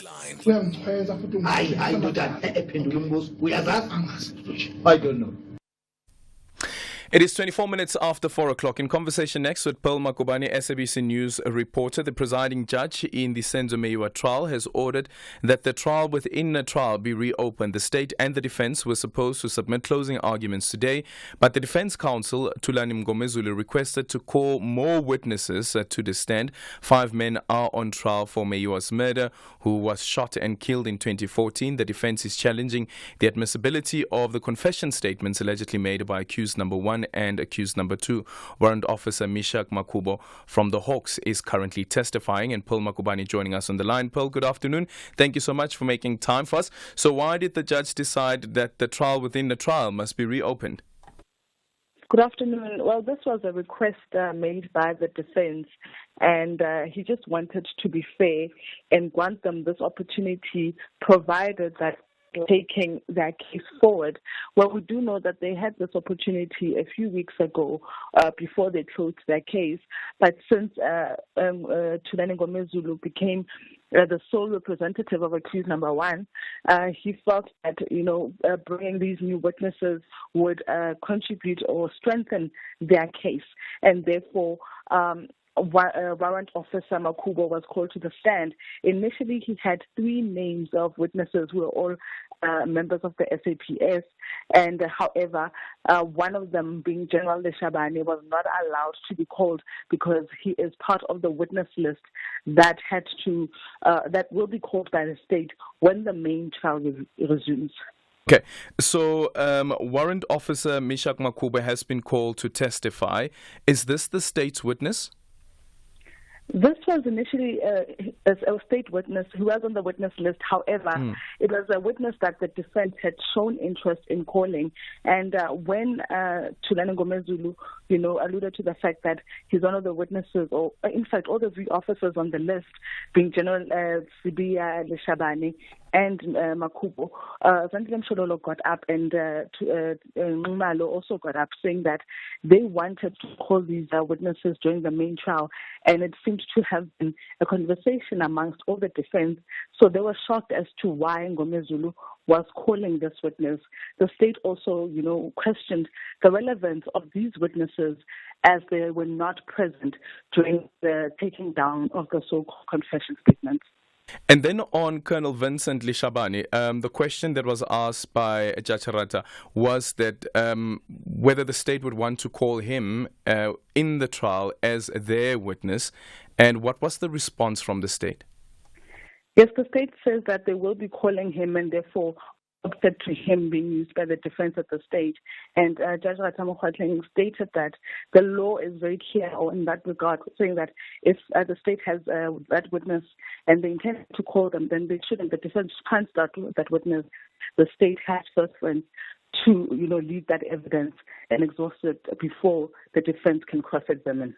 So does this mean that the former Gauteng Hawks head Shadrack Sibia could be called? And if not by the state, as not everybody on the witness list will make it to the stand, but the defense is very interested in bringing them when it's time for them to present their case. Where are we now in the trial? We have actually concluded with Makubo.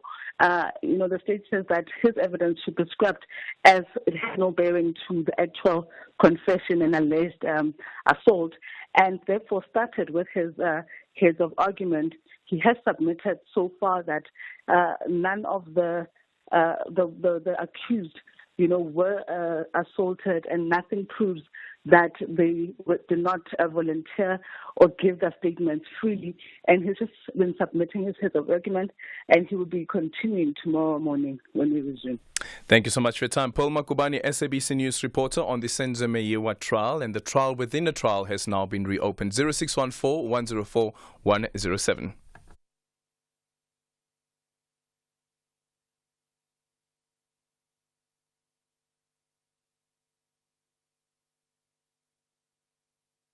This is Kize in Heldegreen.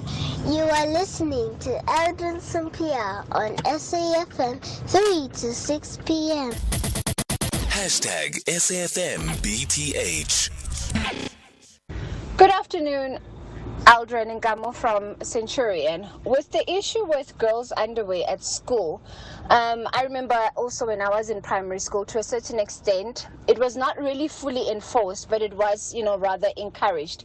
And this was said to prevent embarrassment for girls because girls predominantly wear tunics or skirts, and should you accidentally flash, there isn't this hot pink, or red, showing, which would, be in your face. And then if it's the color of the school uniform, then it's not so bad.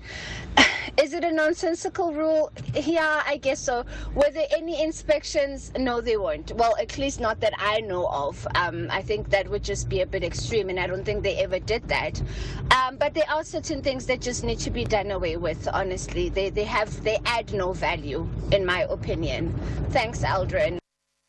Well, what's your take? 0614 104 107, and you can drop me an X at Aldrin Sampear. It's 4:30, time for the news headlines. And in the headlines, President Cyril Ramaphosa has officially informed retired Judge Nkola Muthata of his removal. This follows the finalization of his impeachment after the Judicial Conduct Tribunal in 2018 found that Muthata's conduct amounted to gross misconduct and recommended his removal from office. In other news, former public protector Advocate Busisiwe Mkhwebane has filed papers in the Gauteng High Court in Pretoria over the payment of a gratuity which she argues is due to her. Mkhwebane was impeached in September last year, a few weeks ahead of the end of her 7-year term in office as the head of the Chapter 9 body.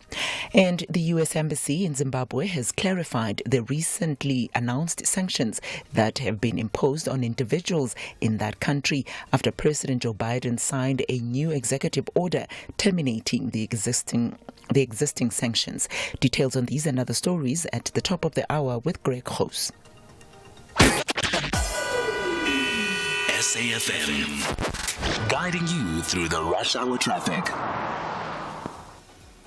Good afternoon. Starting off in Gauteng, the M1 southbound in central Johannesburg is slow moving towards Crown Interchange. The N1 northbound in four ways has a stationary vehicle near Winnie Mandela Drive exit, and Santon Drive westbound has a crash reported at Winnie Mandela Drive. In KZN, the N3 eastbound in Ashburton has a stationary truck at Linfield Park, and the N11 has a burst crude oil pipe reported near Shepston Road, so approach with caution. In Cape Town, the N2 westbound in Somerset West is where pedestrian crashes reported just after Victoria Street. The N2 inbound has roadworks reported. The right lane is closed as you approach Bunga Avenue. Victoria Road outbound is slow moving through Woodstock, and Brackenfell Boulevard northbound is slow moving at the N1 highway. With your traffic update, I'm Irma G. This is SAFM Sports with Duming Khapele. In your sports this hour, Kaizer Chiefs' most experienced player, Itumeleng Khune, will be available for selection for Saturday's derby against arch-rivals Orlando Pirates at FNB Stadium. Against some good news for Kaizer Chiefs fans. The club announced today that Khune's suspension has been lifted, and he rejoined the team after a 3-month suspension for allegedly arriving to training under the influence. He returns after completing a special redemption program. The 36-year-old has played in 28 derbies and been involved in countless of them as part of the Chiefs setup since his promotion in the first team 20 years ago. So whether he will be in the starting lineup or not, we'll only find out this weekend. Then still staying with on-field matters, Orlando Pirates will host Cape Town Spurs in the DStv Premiership at Orlando Stadium today. In the first round, Spurs beat Pirates 2-1 in October, and still placed at the bottom of the league. The Urban Warriors are a different team under head coach Ernst Middendorp, having recorded back-to-back wins for the first time in the league this season. They're coming to Orlando Stadium with a vibrant, youthful team, and Bucks head coach Jose Rivero says that he's under no illusion that they'll be facing a very different side. Elsewhere, Manchester City striker Erling Haaland says that he can still improve despite having scored 80 goals in 84 appearances for the treble winners. Just last week, the 23-year-old scored 5 in City's FA Cup 5th round win at Luton, and Haaland also says that he's very happy at City, adding that he is aware that he might make headlines as he avoided talk of a contract extension, insisting that he was solely focused on a big week that ends with Sunday's trip to Liverpool. I'm really happy, especially with the people that I'm surrounded with.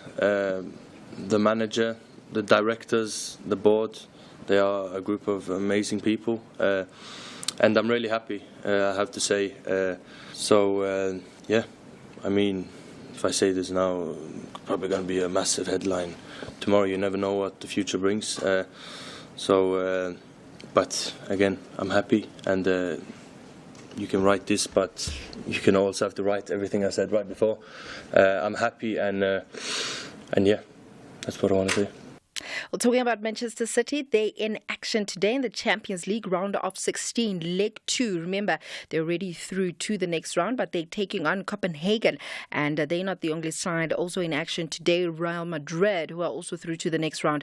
They take on RB Leipzig, and the kickoff is at 10 p.m.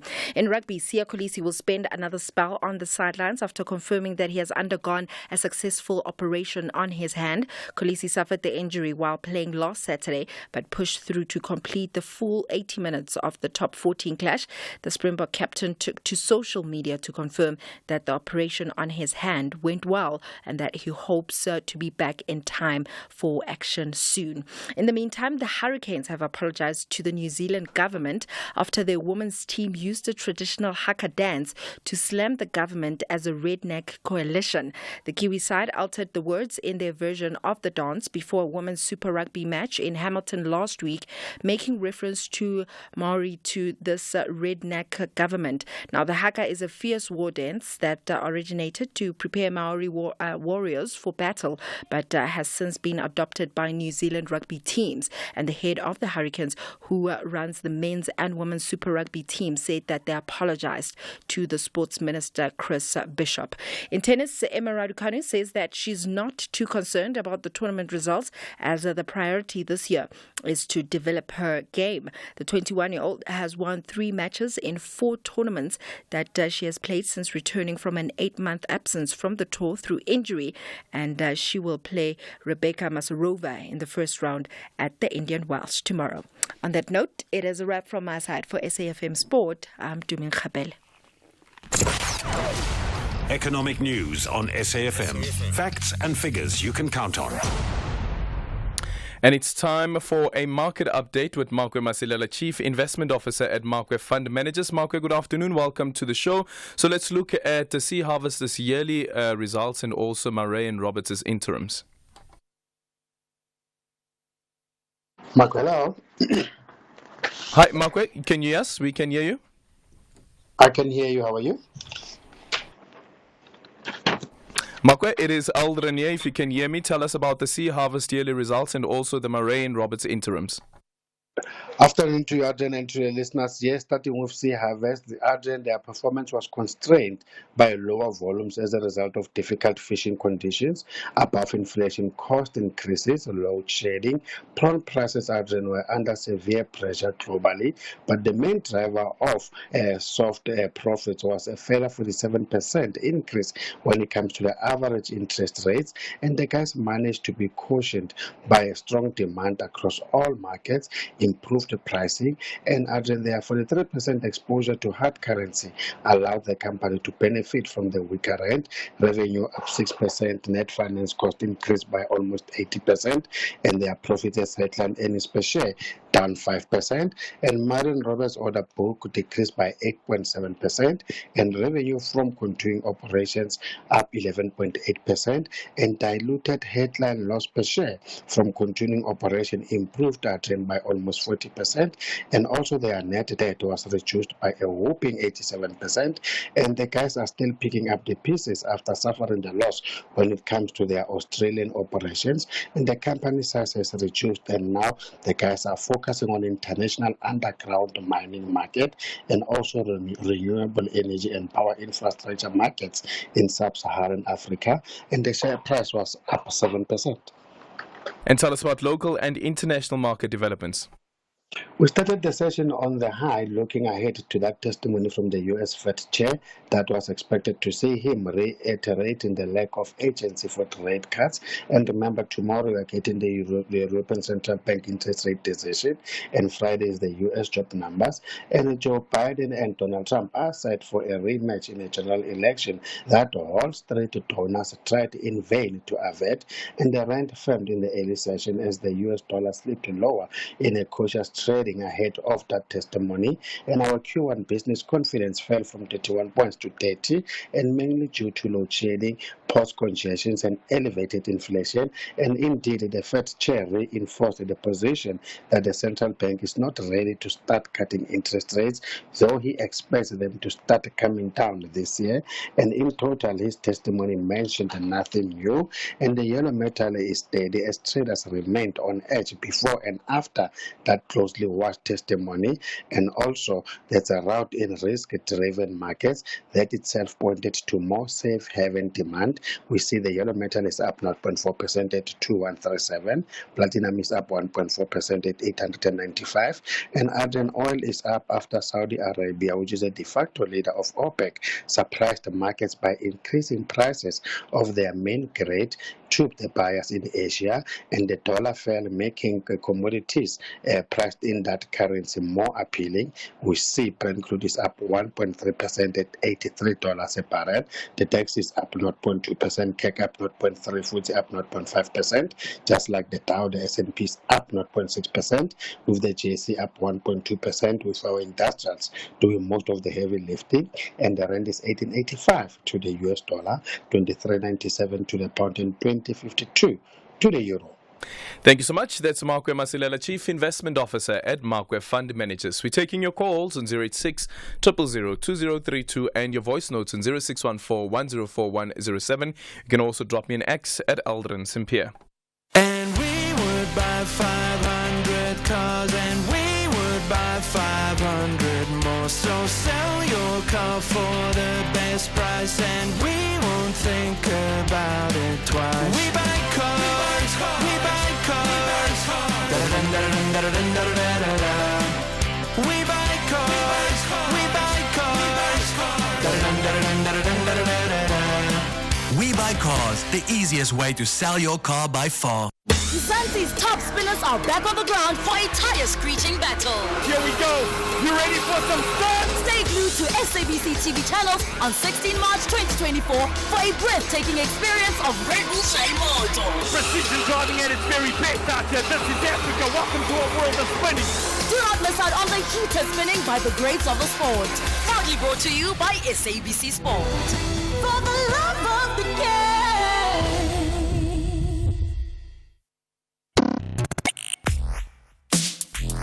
Let's have the conversation. WhatsApp voice notes on 0614 104 107. Hi, Aldrin. With regards to the earlier thing about school haircuts and uniforms and all the rest of it, I've always had a view that school is a place that prepares you for later life.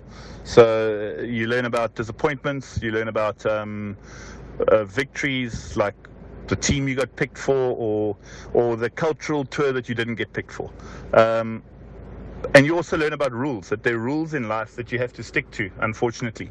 So, this helps you get used to the fact that somewhere along the line, things are going to happen that you're not going to like it like that you can't go into an area that you'd like to go into. Because that's just what the rules are. So that's the way I see it. If we take all the rules away, then we're disadvantaging children in their later lives. They're going to get themselves into trouble. So, it's just my view. Maybe it's wrong. Thank you, Peter in London. Hi, Aldrin. I'm a mother of two girl children. My youngest one just started high school in one of the all-girls high school in Pietermaritzburg, and she refused to wear a dress. She said, "Mom, can you please buy me pants?" But due to the school policy where they had to wear a dress on particular events, sort of like a final assembly or school assembly or awards, they have a particular uniform that they would wear for those particular school events. She had to get a dress. So her father and I told her that you have to wear a dress. But, there's nothing wrong. It doesn't say anything about her sexuality. Even if it did in 2024, it shouldn't be an issue. Good afternoon, Aldrin. When it comes to school uniform, girls that are not don't want to wear a skirt. My child is only 6 years old. She started only grade 1. And she already told me, "Daddy, I don't want to wear a skirt. Can't I buy her pants?" This comes from Terence. And she's only 6 years old, and at that particular age, she already knows what she's more comfortable wearing compared to wearing dresses, for instance. Takata is joining us from Cape Town. Good afternoon. Good afternoon, Adrian. Adrian, I just saw on the news from Eastern Cape, I think it's Lady Human Rights Commission, and on this thing of uniform, she said this thing of uniform is a colonial system. Hey, you see those utterances, Adrian, sometimes they are like misleading people. Because in my understanding, the time of our forefathers, we didn't wear anything, and they came and they sold us pants, then we are wearing them, now we are comfortable, we're wearing suit and everything. Now it's coming to the uniform in our schools. Adrian, I don't mind seeing a girl child wearing a pant at school, as long as it's the gray, as long as the khaki, if it's the it's under the conduct of that school. But what I'm against is if they said they mustn't wear uniform. For instance, you see my daughter, she's still at school. She wears 3 of them. It's a skirt, it's a track pant, it's a gray. But coming to the length of the skirt, Adrian, I think the skirt must be right above the knees. It mustn't be a short skirt, Adrian. Yeah. So we spoke to Dr. Carter earlier on from the South African Human Rights Commission in the Eastern Cape, and they're saying, and she was explicit in that they are not against school uniforms. They are actually for school uniforms. Yes, I saw her. That is the one that I was talking about now, because I saw her. Yeah, I was just correcting the part where you were saying that they are not for school uniforms. Yes, I saw on the TV. Yeah. I saw on the TV. Like I said, Adrian, I would be happy if they also supporting them as a Human Rights Commission. Because what I don't like is if we're going to allow everything to happen in our schools. Takatayo? Okay, we seem to have lost Takatayo there, but I think the point is being made. 0614 104 107. Good afternoon, Aldrin Sampear from Centurion. Good afternoon, Aldrin. This is Makwara Chinyazo from Peando. You know, my brother, there is no doubt that South Africa is heading to a coalition government. Yes, there's no doubt. But I don't think South Africa is ready for a coalition government. Considering the chaos which is happening in our metros, where these political parties are always at loggerheads with each other. You know, look at what is happening in Ikuruleni. These people, they don't care about the people on the ground, you know. All they care is fighting over the position. You know, this is what is going to happen on national level, and the people are going to suffer. We are going to experience a big problem in this country. Coalition government will never work in South Africa as long as we have these politicians. Adrian, it is fair for the taxi drivers and owners to make sure that whoever loading people in a vicinity of 100 meters from the taxi rank, that person must be drained, because that is unfair competition. But if I am from home with my family passing the taxi rank, what is the use of me being stopped and asked, where did I load these people? Because you never saw me loading the people, because you are patrolling the area, but you never saw me loading the people. That is unfair. Even the buses that came from Cape Town, Gauteng, they're taking people to Eastern Cape, they mustn't be pelleted with stones because they didn't load people in your rank. They are transporting people like you do. Oh, yes. It must be fair, guys. We are not happy. Someone must choose the kind of transport that he likes. Like we used to choose you for funerals, for everything. We don't use buses. But this business need to be fair. I don't know how to educate you. Thanks, Takata. So here's the thing also about this, because this has been an ongoing problem where people will give lifts to people who are hitchhiking, or somebody, for instance, says, hey, can you drive me to such and such a place? And then you have the so-called Is it the taxi bosses or inspectors that are on the roads and some intersections as well, force people out of those cars, beat them up as well sometimes. It has happened. I saw a video quite recently with an Uber driver yet again, but sometimes even to private owners of private cars giving a lift to somebody. I remember even SABC did a story I think about a month or so ago of a lady in Mpumalanga as well who was giving a lift to two children, and she was questioned about that specific incident and also harassed. But what should happen? Who should be enforcing the law? Who should make sure that this doesn't happen? That when I come across somebody who wants a lift and I'm comfortable and feel safe to give the person a lift, that I won't get taxi bosses or taxi drivers following me and then intimidating me or even assaulting me. 0614-104-107, and you can drop me an X at Aldrin Sampear. Sundays at 2 p.m. S3 is your home for Indian cinema. From February the 18th, sit back and relax as you enjoy a world of colorful entertainment. We guarantee you a memorable experience with the best Bollywood has to offer. Enjoy the holy festival of color with premium Indian cinema movies. Catch all the drama, adventure, comedy and romance on Sundays, 2 p.m. exclusive to S3. The Eagles understand how crucial maximum points are as they rapidly want to climb up the ladder of the Premier League. Jordan whips in once more. Richards at the back post! Carissa Richards has broken the deadlock at Selhurst Park! But the Hatters know that they need something magical to escape from danger. Forward run from Chong, deflection of Bene's header, and the Hatters lead!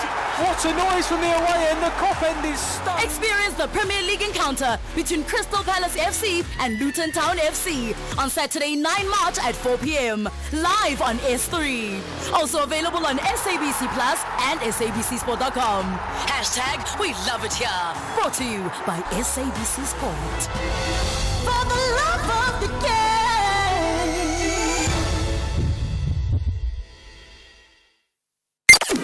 Top Sport with Michael Abramson. Sports Africana, Dr. Nandi with CP imposing any one footballing memory that perhaps stands out to you of him on the field? I remember very well when I got to the Bafana team first time when I joined the Copa match and I remember we were playing in soccer and our first came because I was soccer from the Lepa team as a 19-year-old and when I got there with Joseph McCarthy, really sure that they welcome that young man very, very well and even advertise and he made sure that everybody, irrespective of which club you're coming from, you actually be comfortable and make sure that you play the way you know how. Top Sport on SAFM. The only talk radio afternoon drive show that makes sense. Beyond the Headline with Aldrin Sampear, right here on SAFM. It is 7 minutes now before 5 o'clock, and we're in conversation with David Case about his 1,000 Ks of Caring initiative and his passion for helping others. His initiative focuses on the chronically ill individuals who need assistance from a variety of healthcare professionals and those who live in the shadow of unemployment. And David Case is now joining us on the line. David, good afternoon, and thank you so much for making time for us. Good afternoon, Aldrin, and thank you for the opportunity. I just want to quickly put this into perspective for our listeners. 1,000 Ks, 1,000 kilometers. From here, where I'm currently sitting in Johannesburg in Auckland Park, to Neisner, it's about 1,200 kilometers. but that is mainly downhill, so that would be the easier way. Actually. So what's your plan? What are you doing? Okay.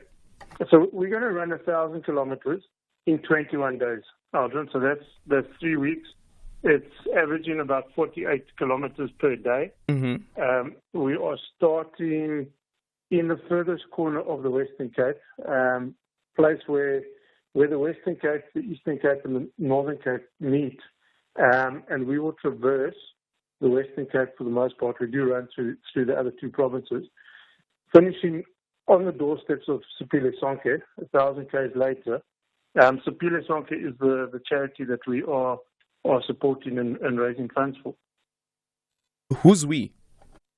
So hopefully trying to get as many runners as possible. So far, got three of us signed up for the whole adventure, but we are happy to have runners join us for the whole way, join us just for a couple of kilometers if that suits them, or a day, what could be nicer than instead of a couple of days in the garden route. You mentioned Neisner from your office in Auckland Park.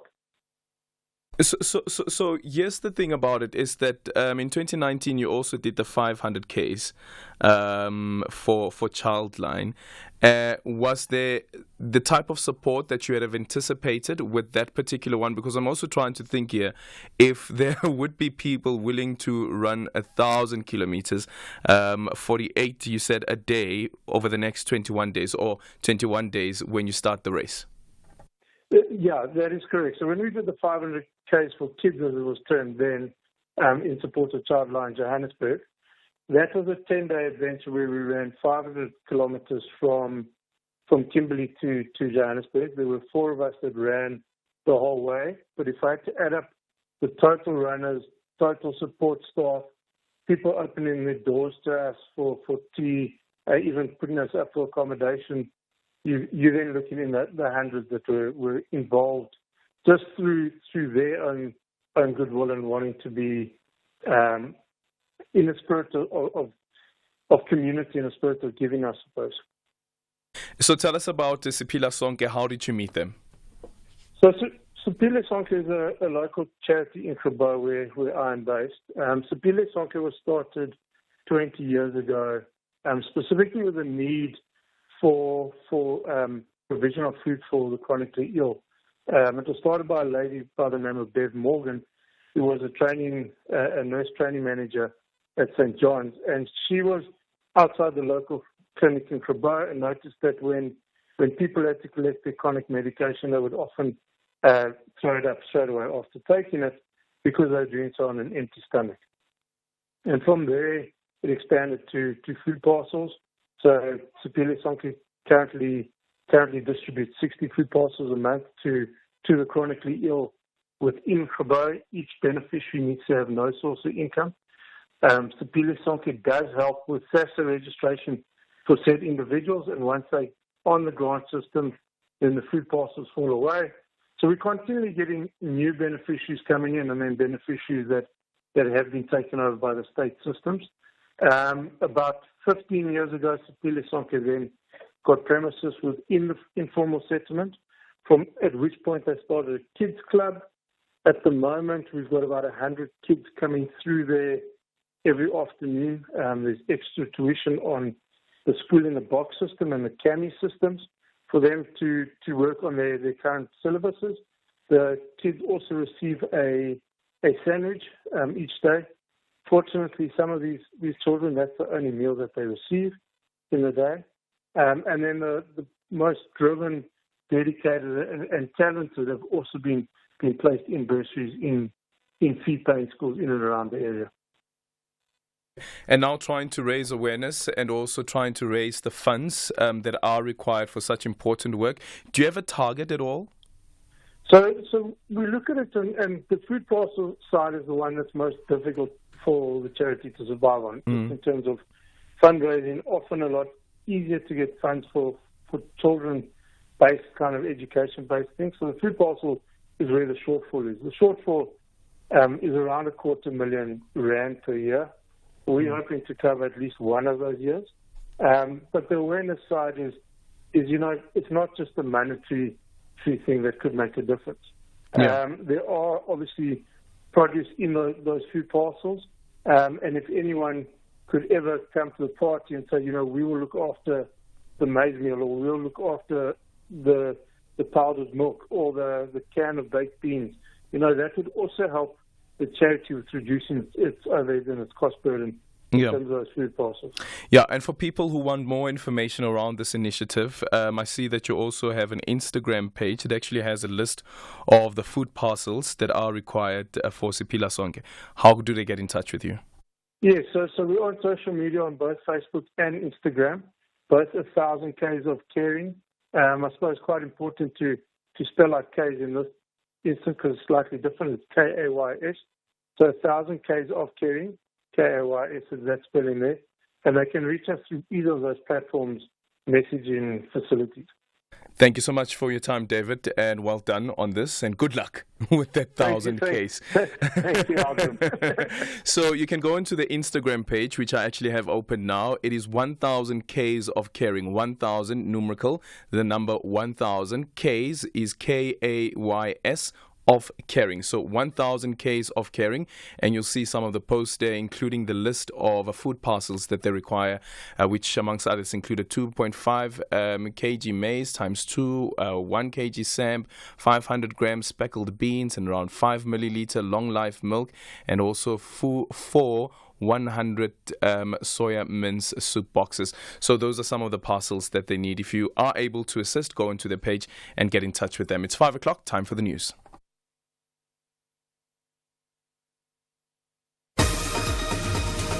Independent and impartial.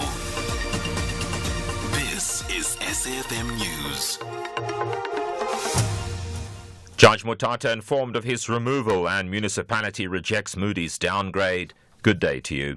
President Cyril Ramaphosa has officially informed retired Judge Nkola Mutata of his removal. As follows the finalization of his impeachment. The Judicial Conduct Tribunal in 2018 found his conduct amounted to gross misconduct and recommended his removal from office. This stems from a drunk driving incident involving the judge in 2007. 2 complaints were brought against him following his conviction, knowingly raising a dishonest defense in his criminal trial, and for racist comments he made while intoxicated after his accident. The National Assembly's impeachment vote saw 296 MPs voting in favour, 1 against and 13 abstaining. Mutata is the second judge to be impeached since the dawn of South Africa's democracy. Presidency spokesperson Vincent Magwenya. The President has also, in terms of Section 1772 of the Constitution, removed retired Judge of the Gauteng High Court Division, Judge Nkola John Mutata. The action follows the National Assembly resolution to remove Judge Mutata, as provided for in Section 1771B of the Constitution. Former Public Protector Busisiwe Mkhwebane has filed papers in the High Court in Pretoria over the payment of a gratuity which she argues is due to her. She was impeached in September last year, a few weeks ahead of the end of her 7-year term in office as the head of the Chapter 9 body. Mkhwebane is asking the court to declare the conduct of the Office of the Public Protector and its head in its refusal to pay the gratuity as unconstitutional and invalid. The Office of the Public Protector has confirmed it has received the papers. Acting spokesperson Indile Msoki. Following numerous media inquiries regarding the payment of a gratuity to former Public Protector, Advocate Busisiwe Mkhwebane, the Public Protector South Africa confirms that it has received Advocate Mkhwebane's court papers and will attend to the matter accordingly. No further comment will be made regarding this matter at this time. The city of Ekurhuleni, east of Johannesburg, has rejected global ratings agency Moody's unsolicited review to downgrade the municipality further into junk status. This comes after Moody's downgraded the city, which means the municipality is of poor financial standing and subject to very high credit risk. Notando Makutulela reports. Moody's says the downgrade is largely due to the municipality failing to submit its audited financial statements to the Johannesburg Stock Exchange within the 29 February 2024 deadline. The city says the rating by Moody's is unsolicited and has no agreement with Moody's for such evaluations. In a statement, the municipality says it has officially received the Auditor General's report on the 29th of February 2024. This report is said to be tabled at its upcoming council meeting. The city has bonds listed on the JSE. The founder of the Western Cape Missing Persons Unit, Candice van der Rede, says Jocelyn Smith's disappearance should not be used for political gain. This follows a massive search operation involving various police units, the Navy and the community that has been underway for the past 2 weeks. Van der Rede says the issue of missing children in the Western Cape has been a long-standing problem. I seriously feel the need that something needs to be done about these cold cases, because it cannot be just swept under the rug and that's it, and one case gets treated like urgently and more than the others. All our children's lives matter, and I feel that it is very unfair that the parents don't have closure whatsoever. The U.S. Embassy in Zimbabwe has clarified the recently announced sanctions that have been imposed on individuals in that country. The U.S. President Joe Biden signed a new executive order terminating the existing sanctions. The U.S. Treasury Department designated 11 individuals, including the President, Emmerson Mnangagwa. U.S. official Lawrence Socha says the U.S. will continue to support ordinary Zimbabweans. U.S. policy, our policy has not changed.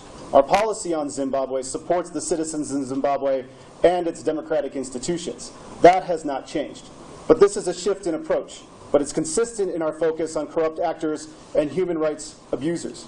U.S. sanctions are not intended to be permanent. One of the primary goals of U.S. sanctions is to bring about positive changes in behavior. That might take time.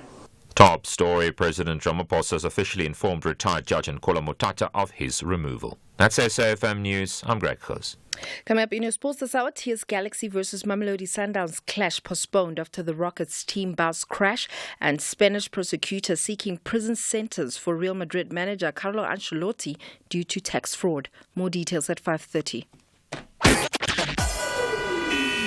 SAFM, guiding you through the rush hour traffic.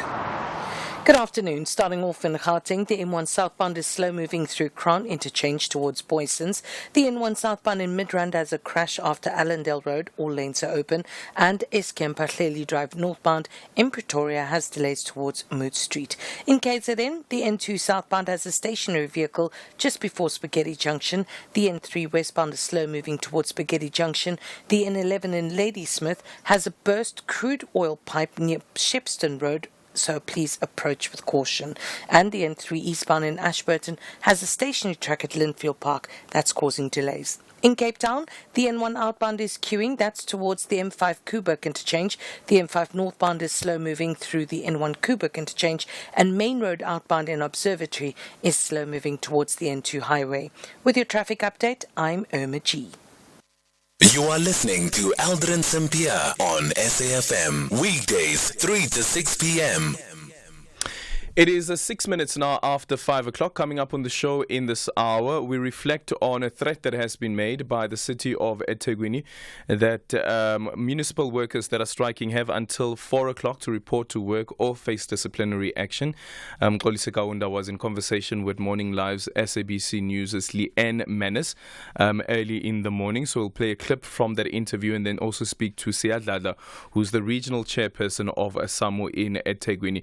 Perhaps maybe if you do live in eThekwini, are you one of the people that have been affected by the ongoing strike? The statement that was, the joint statement actually, that was released early this week by the provincial government as well as the municipality was that not only were workers being intimidated, but at some public entities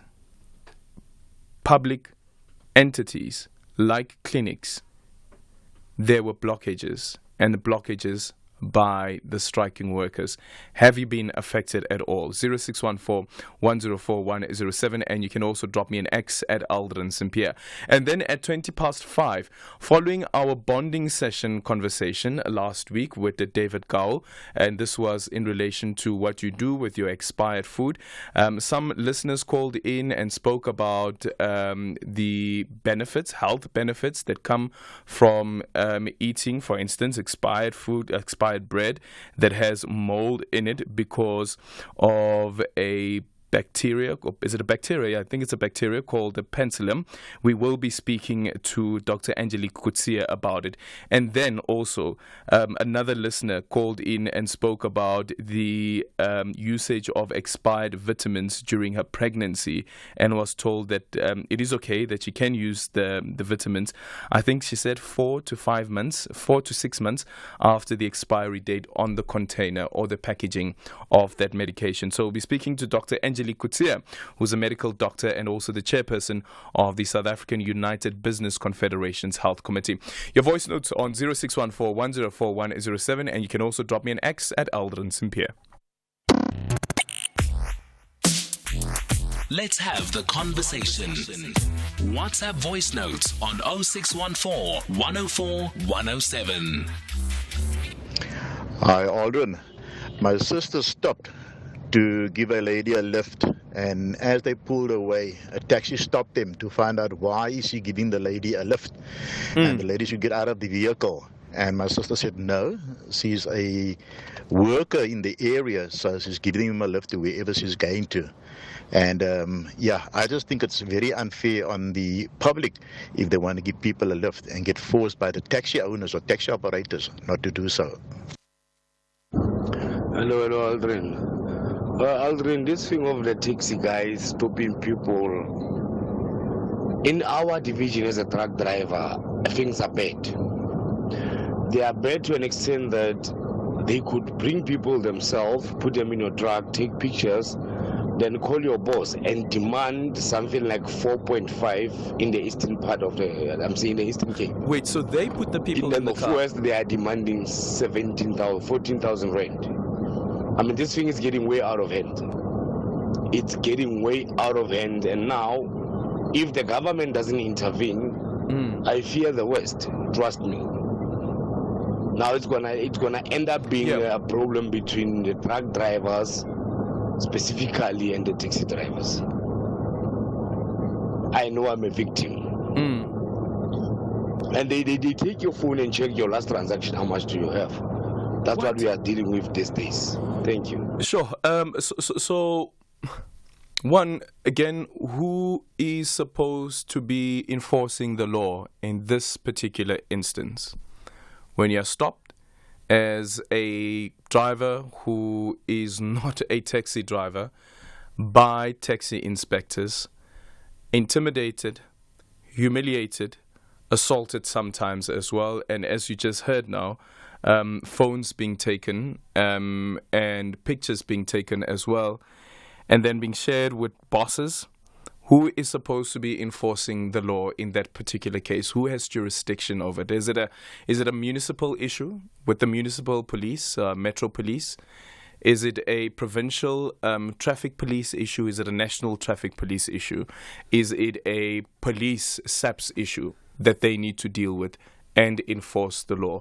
So who has the authority to enforce the law so that we can get a hold of those people and speak to those people about the importance of what is happening here, the impact that it's having on our societies, the impact that it's having on people that are actually transporting other people, that are asking for lifts, sometimes doing it out of the goodness of their hearts. But of course, sometimes you do find that some drivers would say that you need to pay. And if the insurance finds out about that, you may just be disqualified if you try to make a claim from the insurance. However, though, also, what happens if a taxi driver, taxi inspector decides to stop a motorist and the motorist retaliates? And the person actually has a firearm as well. 0614-104-1007, and you can drop me an X at Aldrin Sampear. Hi, Aldrin. In order to understand Trump supporters, one just has to look at Zuma supporters, because the similarities between Jacob Zuma and Donald Trump are striking. I mean, both Jacob Zuma rode on President Mbeki's economic success that he had started. And Donald Trump also rode on the economic success that his predecessor, President Obama, had started. And, in the same way, their successors, Joe Biden and President Ramaphosa, are now having to deal with the problems that both Trump and Zuma created during their time in office. Yeah, thanks, Farai. Yeah, I'm sure somebody's going to call in and disagree with you, Farai. Let's quickly go to David joining us from Uppington. Good afternoon. Hi, Aldrin. How are you? I'm good, David. How are you doing? I'm great, brother. Look, Aldrin, the issue of the taxis. It's so painful and shameful because firstly, the taxi drivers and the taxi owners are parents themselves, firstly. Yeah. And they are actually operating in that space because they want to feed their kids, they want to feed their families, and so forth. But now they are law unto themselves because now what they are doing is actually it's illegal, and secondly, it's infringing on other people's rights. Precisely because I've got a family, I've got my own car, I drive my family because we go to the very same place, the workplace. So I have to drop them off because I'm having a single car. We're not, especially the African majority, we're not that in a good space, a good financial space whereby we can own 2-3 cars.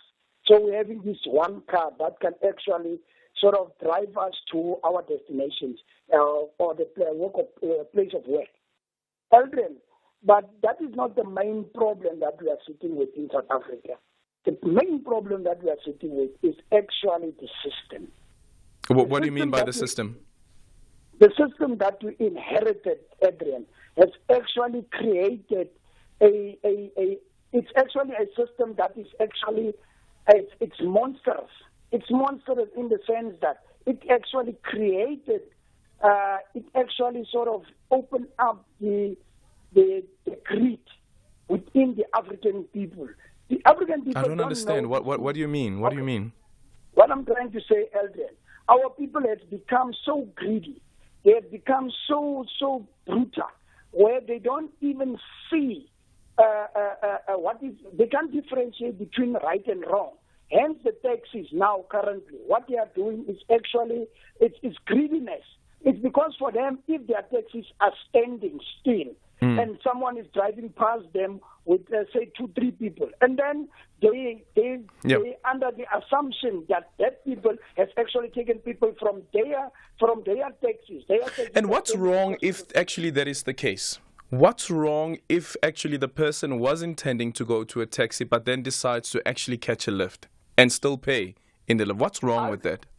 No, what is wrong with that, Aldrin? It's where the law enforcement needs to come in.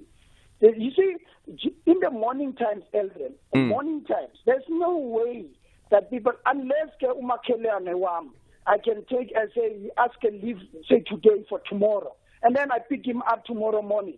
And then I just drop him. And then I think taxi owners or taxi drivers, they know by now, they should actually know. Some people know normally they drive alone, so probably there's an emergency. But now they assume that when you are having 2-3 people in the taxi, actually you have taken people away from them. And by the way, those people have got the right to decide, because some taxis, they can delay you to actually sort of reach your destination. Because thank you. Because they wait for the taxi to get full. Thank you so much for that point there, David. Thank you so much, David, there from Uppington. And here's the thing about it again. What is wrong with me, even when I'm sitting in the taxi, to say that now I'm going to step out of this taxi, like the example that David makes of the taxi taking long to fill up. I'm going to step out of this taxi and I'm going to go and catch a lift. What's wrong with that? It's a choice that I have made as a consumer of the service who is in need of transportation. What is wrong if I change my service provider, that I no longer want to be in the taxi? Instead, I want to go and take a lift. 0614-104107. You can also drop me an X at Aldrin Sampear. I'd love to hear from a taxi driver, taxi inspector as well. Maybe there's something that we're missing. You can share your thoughts. 0614-104-107. SAFM values your views.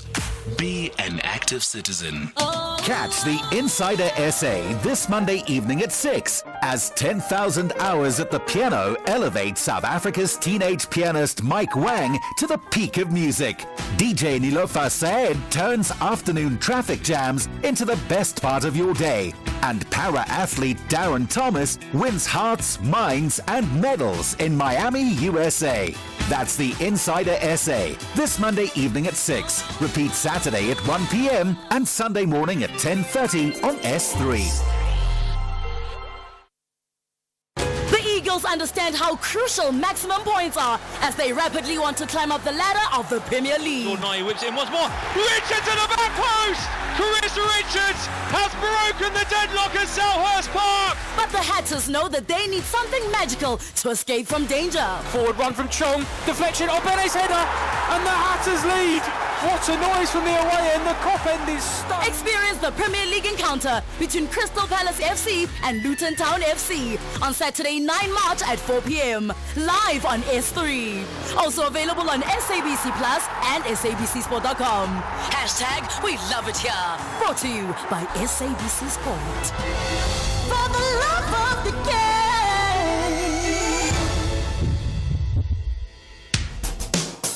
SAFM has signed a code of conduct that is enforced by the Broadcasting Complaints Commission of South Africa. Under the code, we are committed to giving news that is accurate, comment that is fair, and programming that is not harmful, does not amount to hate speech, or contain violence or explicit sex. If you think we are not living up to that code, then you can inform the Broadcasting Complaints Commission of South Africa. Direct any complaints in writing to the Broadcasting Complaints Commission of South Africa. PO Box 142365, Craig Hall 2024. Fax to 011-326-3198 or an email to bccsa@nabsa.co.za. For more information, please visit www.bccsa.co.za. You are listening to Aldrin Sampear on SAFM. 0614-104-107, and you can also drop me an X at Aldrin Sampear. An unsigned text here on WhatsApp says, "Hi Aldrin, I'm in Cape Town for the Africa Energy Indaba and have not seen one taxi since Monday. I wonder why." I don't know of a taxi strike in Cape Town. If anyone knows what's happening in Cape Town, if you have also not seen a taxi, tell us of that perhaps, and maybe if you know why that is the case. 0614-104-107. Aldrin Sampear on Beyond the Headline. It is 21 minutes after 5 o'clock. We're in conversation next with Dr. Angelique Coetzee, medical doctor and chairperson of the South African United Business Confederation's Health Committee. So we are following up on a story that emerged from our bonding session last week, Friday, with David Gao. In our discussion about expiry dates and whether we take them seriously, a question emerged surrounding medication and expiry dates. One of our callers said that she had used expired vitamins during her pregnancy, and another mentioned that they had used expired penicillin or had used a food that has penicillin or mold on it. We have brought in a medical doctor to help us understand what the physiological dangers or implications of not making the best before or expiry dates, and what should listeners do if they receive the bulk of that medication. We had a conversation with one of the listeners who sent through a voice note, and we had that discussion with the listener. And just quickly take a listen to what she had to say during that discussion.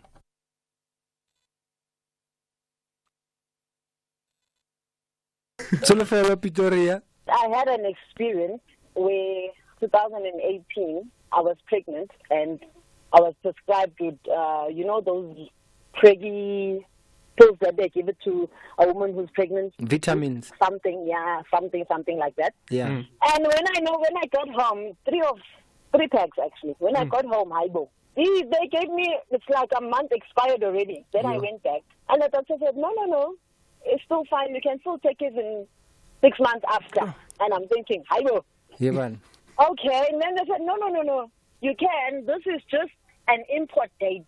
And I said, but it's written expiry date. They said, no, it's for import that you cannot import it when it has reached this stage. But it's still good for you and your baby. I said, no, I don't want to take care Yeah, no. These are things that should be explained to a consumer.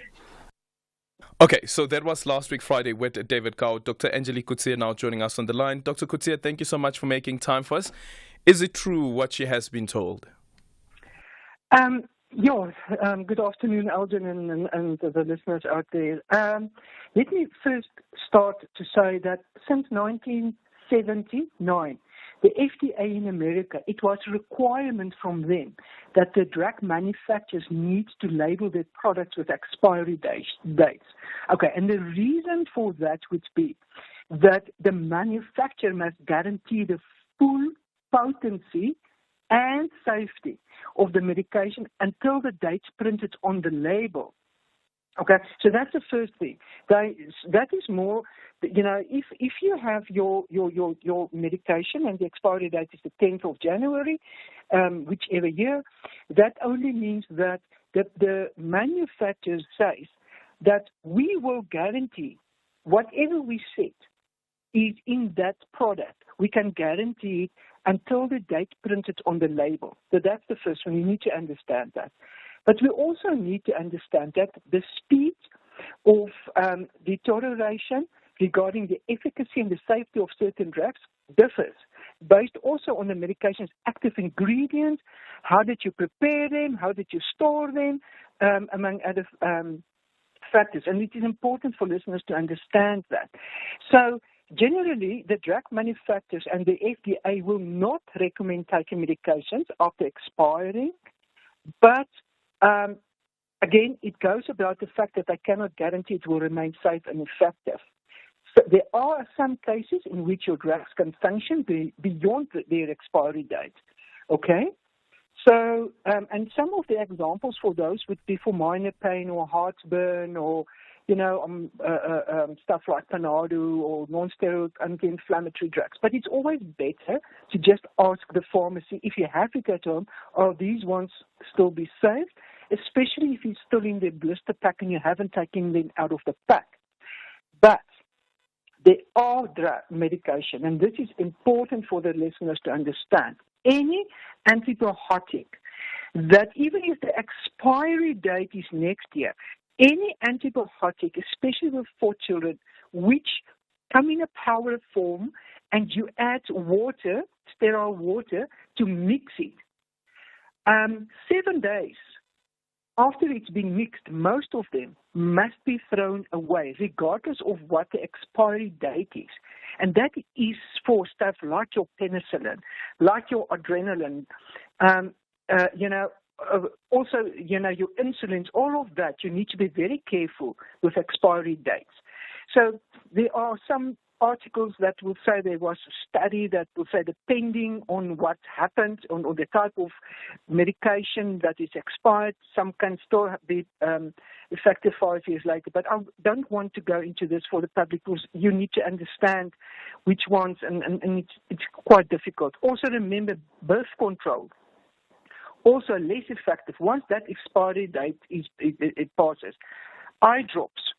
It may be contaminated with bacteria, and then it can lead to other infections, such as your conjunctivitis, if you use it after expiration or after 30 days after it's been opened. So you really need to understand. So for the average public out there, it's safer to say, if your medication has been expired, double check with a pharmacist or with your doctor whether this is indeed one of those that you can still take, or whether this is not one of those. And remember the oral liquid antibiotics that can become contaminated with bacteria after they either expired or after they have been reconstituted with water. Okay. So why doesn't the packaging then include those details? To say, and it being explicit that sure, this is the expiry date, but this medication will only be effective for the next month. That is something that we can assure you of. And post that, sure, there may not be any side effects. However, though, we can't guarantee the effectiveness of that medication. Well, that would open the manufacturer up to liable to people suing them and saying, although you've said 30 days and now this happened or that, I think that's a protective type of measurement. And remember what I've said. It's not all medications that you can still take after the expiry date. You need to understand which ones. And yes, I agree, there should be more education out there to say, listen, if it is, for example, a non-inflammatory type of tablet, or it's something like paracetamol, it's still safe, let's say a month or two after the expiry date, but it becomes difficult. Yeah. Okay. For the manufacturer. Okay. Then there was the other one about the penicillin on mold bread or bread that has molded. Some listeners had said that it's healthy and you can still eat it. We have been told before that when there is mold, it means that you can't eat the bread anymore. It has expired. As a doctor, what's your advice?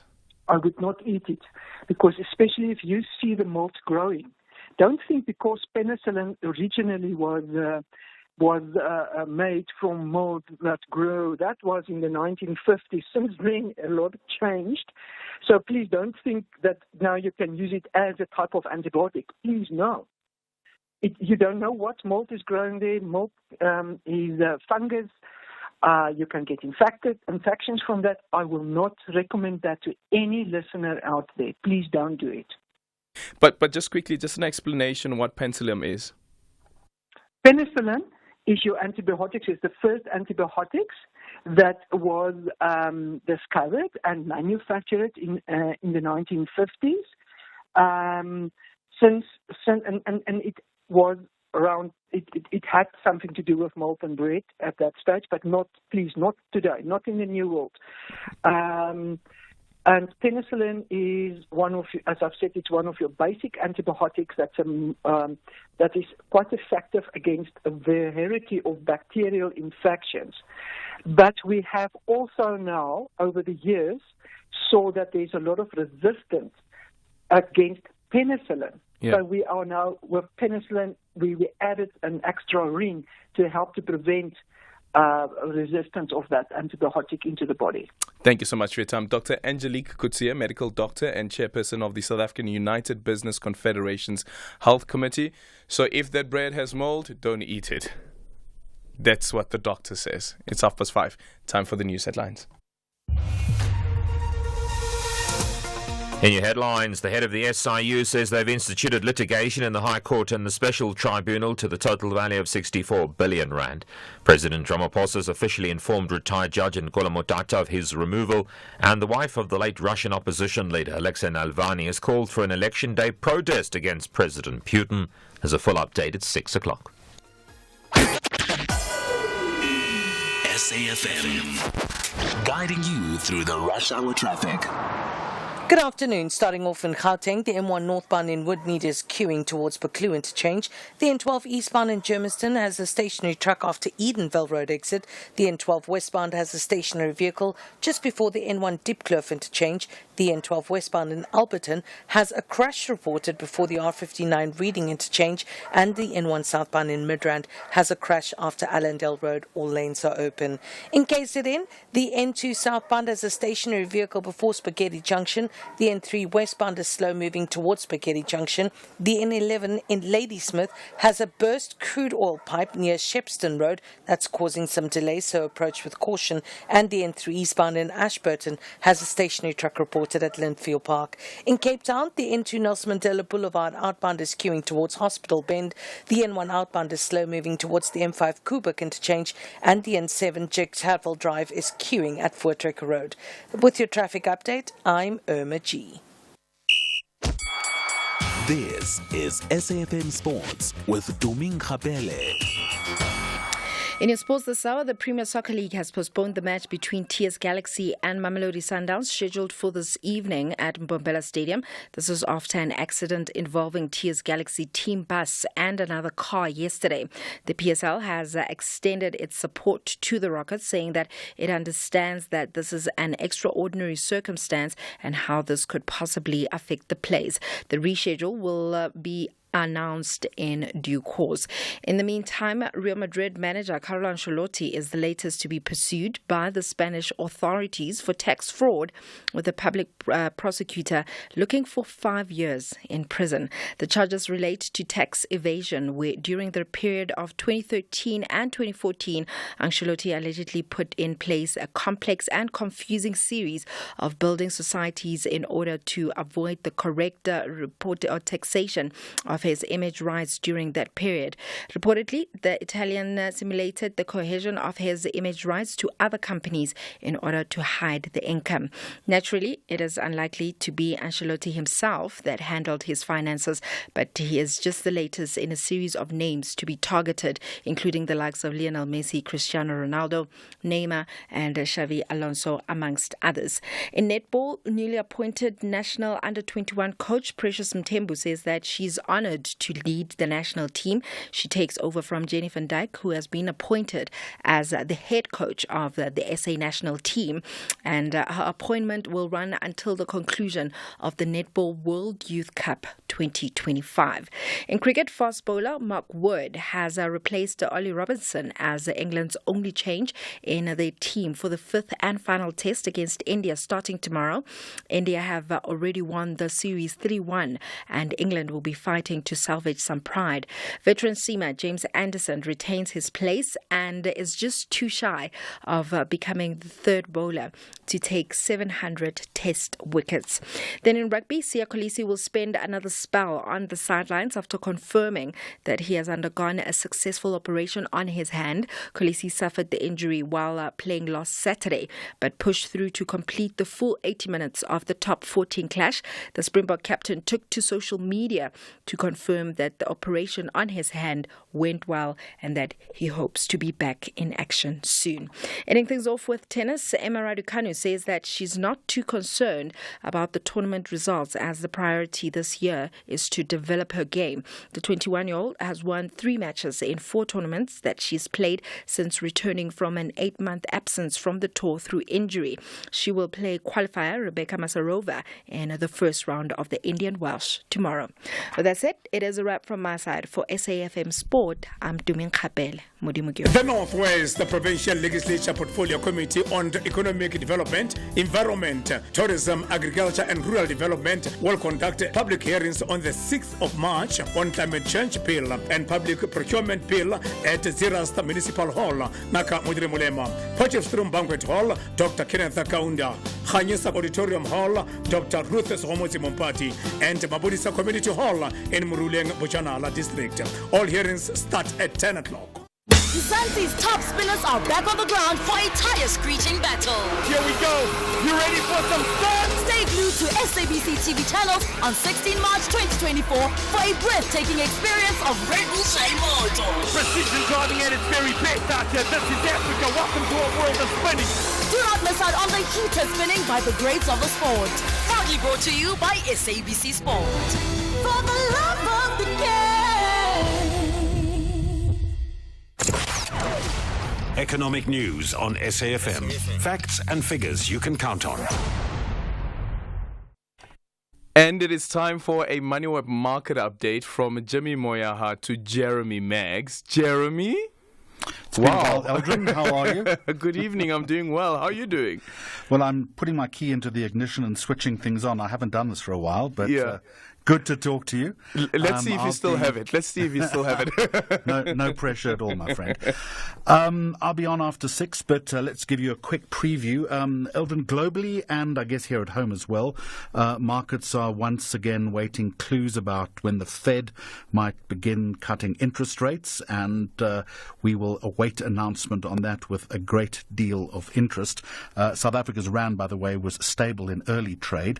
Let's get a quick sense of how the markets finished today. Henko Kruger watching everything for us tonight, and a stronger finish, Henko. Hello, Jeremy and Aldrin, and good evening to all the listeners. Yes, Jeremy, what a great day on the markets, and that's worldwide. It was really a very green day, as green as grass all around the world. If we have a look at what's going on in the US at the moment, the market's there about 0.6% up, and then European stocks finished in the green a short while ago, with the FTSE 100 gaining 0.8%, the DAX 0.2% up, and the CAC 40 in France finished the day 0.5% stronger. But it went a lot better here by us on the JSE gaining 1.9%. That's almost 2% up for the day, and finishing at a level of 73,578 points. The industrial index 1.8% up, as well as the financial index gaining 1.8%, and then that resources index finishing the day 2.5% stronger. Some of the companies that helped and contributed to these sharp increases in these indices were Anglo, which gained 5% today. First Rand finished 4% up. Naspers and Prosus, hand in hand, 2% stronger at the end of the day, and AB InBev gained 1%.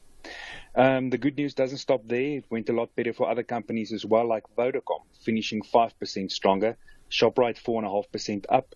Clicks, Implats and WBHO each gained 4%, and Bidvest and the MTN Group each 3.5% stronger at the end of the day.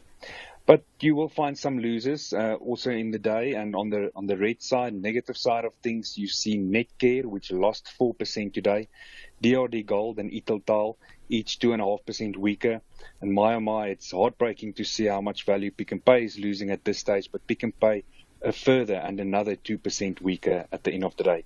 You'll also see Outsurance and Afrimat each losing 1.5% today.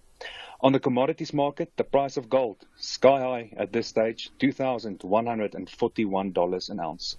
Last year this time, no one would have thought that it will be trading at this level. Silver is sitting at $24, platinum at $895, and palladium at $1,020 an ounce. The price of Brent crude slowly but surely starting to climb and upwards, and now sitting at $83.30 a barrel. But the rand is looking a lot better today. You're not paying 19 rand anymore for a US dollar. Today you're paying 18 rand 80 for a dollar. Then no longer 24 rand for a pound. It's now 23 rand 95 for a British pound. Then 20 rand 50 you'll pay for a euro, and 12 rand 35 for an Australian dollar. And Bitcoin still busy running away with all of us, and now sitting at $66,500, and that is 1.3 million rand.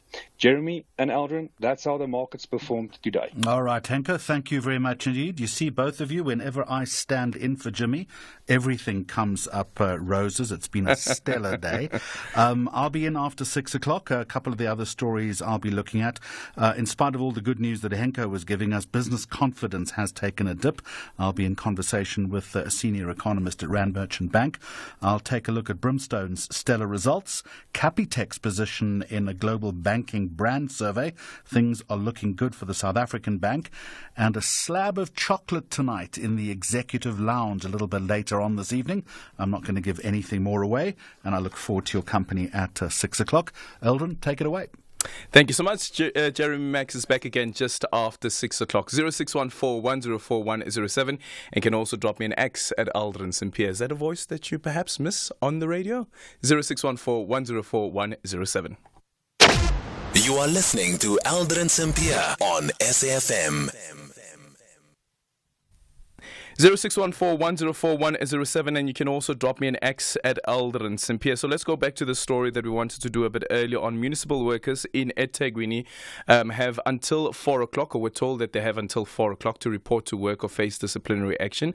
Earlier today, the mayor of eThekwini municipality, Mxolisi Kaunda, spoke to SABC News Morning Live's Leanne Manis on the sidelines of the eThekwini municipality's Water and Sanitation Biennial Student Conference, and just take a listen to his remarks. The city is going through a lot of issues with this municipal strike. If we may, just to get it out the way, Mayor, can we address the latest on the strike that's taking place? Yes, we've been working tirelessly on the restoration of services using our skeleton staff to ensure that we bring back water and electricity to our communities. We are not yet done because the backlog is huge, but today is the last day where the city manager of the city decided that issued a notice that all workers are expected to be at work before 4 o'clock today.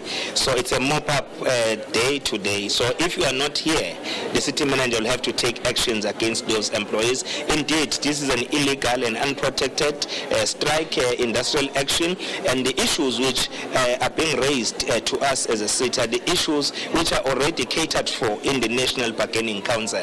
So therefore, we don't have any grounds to remove those issues from the Bargaining Council. And we are fortunate that there are already scheduled dates from the 11th to the 13th of March this month. These issues, the wage curve, the issues of the category of the municipalities, we are represented there by SALCA on behalf of us as employers. Yeah. So, I mean, we won't get into too much detail about this, but you do say this is an unprotected strike. If they do not come to work by 4 o'clock today, what's the repercussion? I know you and the Premier had a briefing yesterday. Very hard words were said there, but what happens today?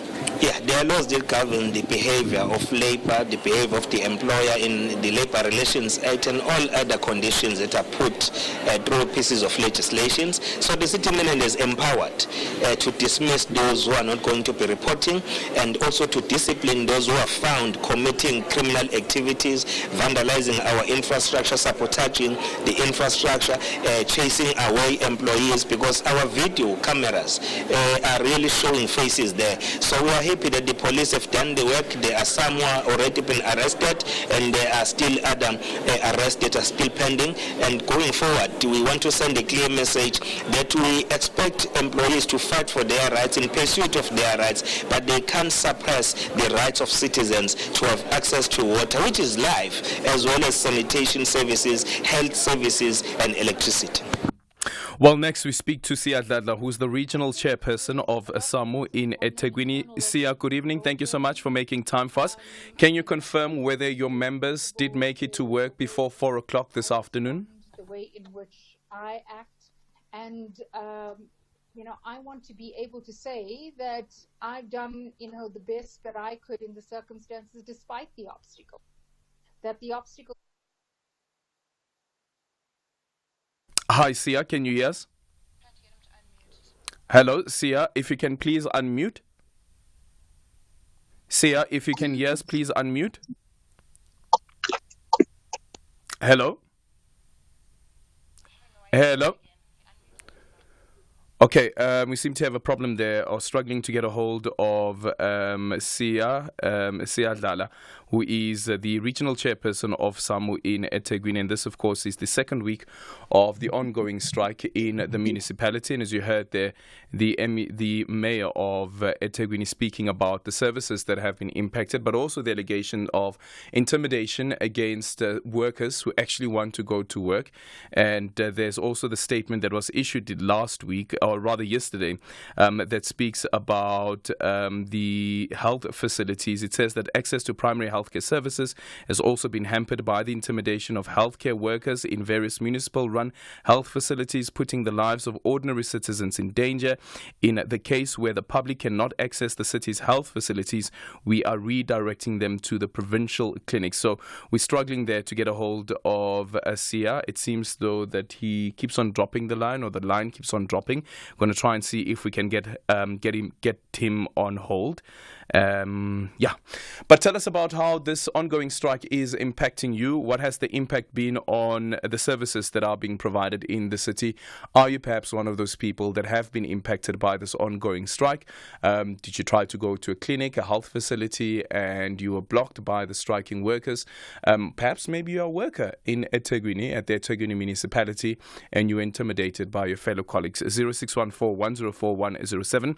You can also drop me an X at Aldrin Sampear, and our studio line is 086-000-2032. Okay, so we have Sia back on the line. Sia, good evening. Thank you so much once again for making time for us. Can you confirm whether your members did make it to work today by 4 o'clock, as the threat that has been made by the mayor as well as the municipal manager? Good evening to you, Sam, and the viewers at home. As we speak, I can report that our members have reported from their workstation and from their offices from 7:30 earlier today. From 7:30 earlier today, does this mean that the strike is off? Earlier today. Does this mean that the strike is off? I can confirm that because, as I've stated, even in the morning, we respect the court interdict, as we've been interdicted from last week. And we are, respecting legal proceedings. So our members are always reporting to work from 7:30. What do you mean always? If it is always, then the municipal manager wouldn't have said that they should report to work by 4 o'clock. But in terms of their registers and everything, it's just that I cannot dwell that much as if I'm an employer. But I'm saying our members do report to work from 7:30. Are you able to say that all your members are at work then? They report to work. Yes. So with that said, Yes, once again, does it mean that the unprotected strike is over? As you asked, are they then back to work? Are they at work? I'm saying they are at work, leadership. But again, one wish to clarify some other issues that have been, raised with regards to what transpired. Because first and foremost, the issue where some have laid their submission, it's with regards to the benchmarking. of municipalities across the metropolitan municipalities. So I wish to clarify that so that we cannot mix 2 or 3 issues at once. All right. So let's quickly we wish to request. Let's quickly deal with the issues relating to the incidents that the mayor was referring to, and then we'll deal with the grievances from the workers.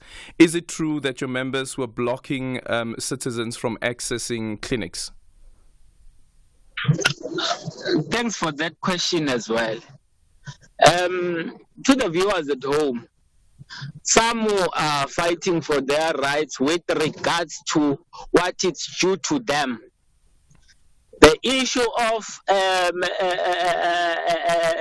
civilization, and again the issue of communities in terms of whether there's a disruption or so. We as SAMU, we stated clearly that we don't condone any incidents that relates to the community. Before you become an employee, you are a community member. Now, it is important to clarify that issue because at some stage you might find that someone is being characterized as union or members who do not, respect the rights of our citizens. We do respect and we don't condone any criminal offense. Yeah. And so again, do you know of members that were blocking members of the public from accessing clinics? Although you are saying that you are not condoning the action, but do you know of members that have done that? No. Thanks. Secondly, again, I do not want to cast the aspersions or to say there are people whom I know very well. For me, I believe that those are the assumptions.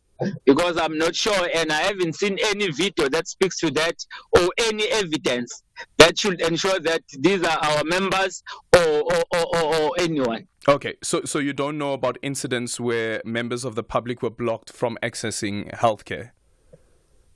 I do not know, sir. Okay. Do you know of incidents where fellow workers and colleagues of your members were being intimidated by your members who were striking? The mayor speaks about CCTV footage that they have that actually shows that. Again, those CCTV footage, they have never brought to our attention as some so that we can ensure that these are our members also.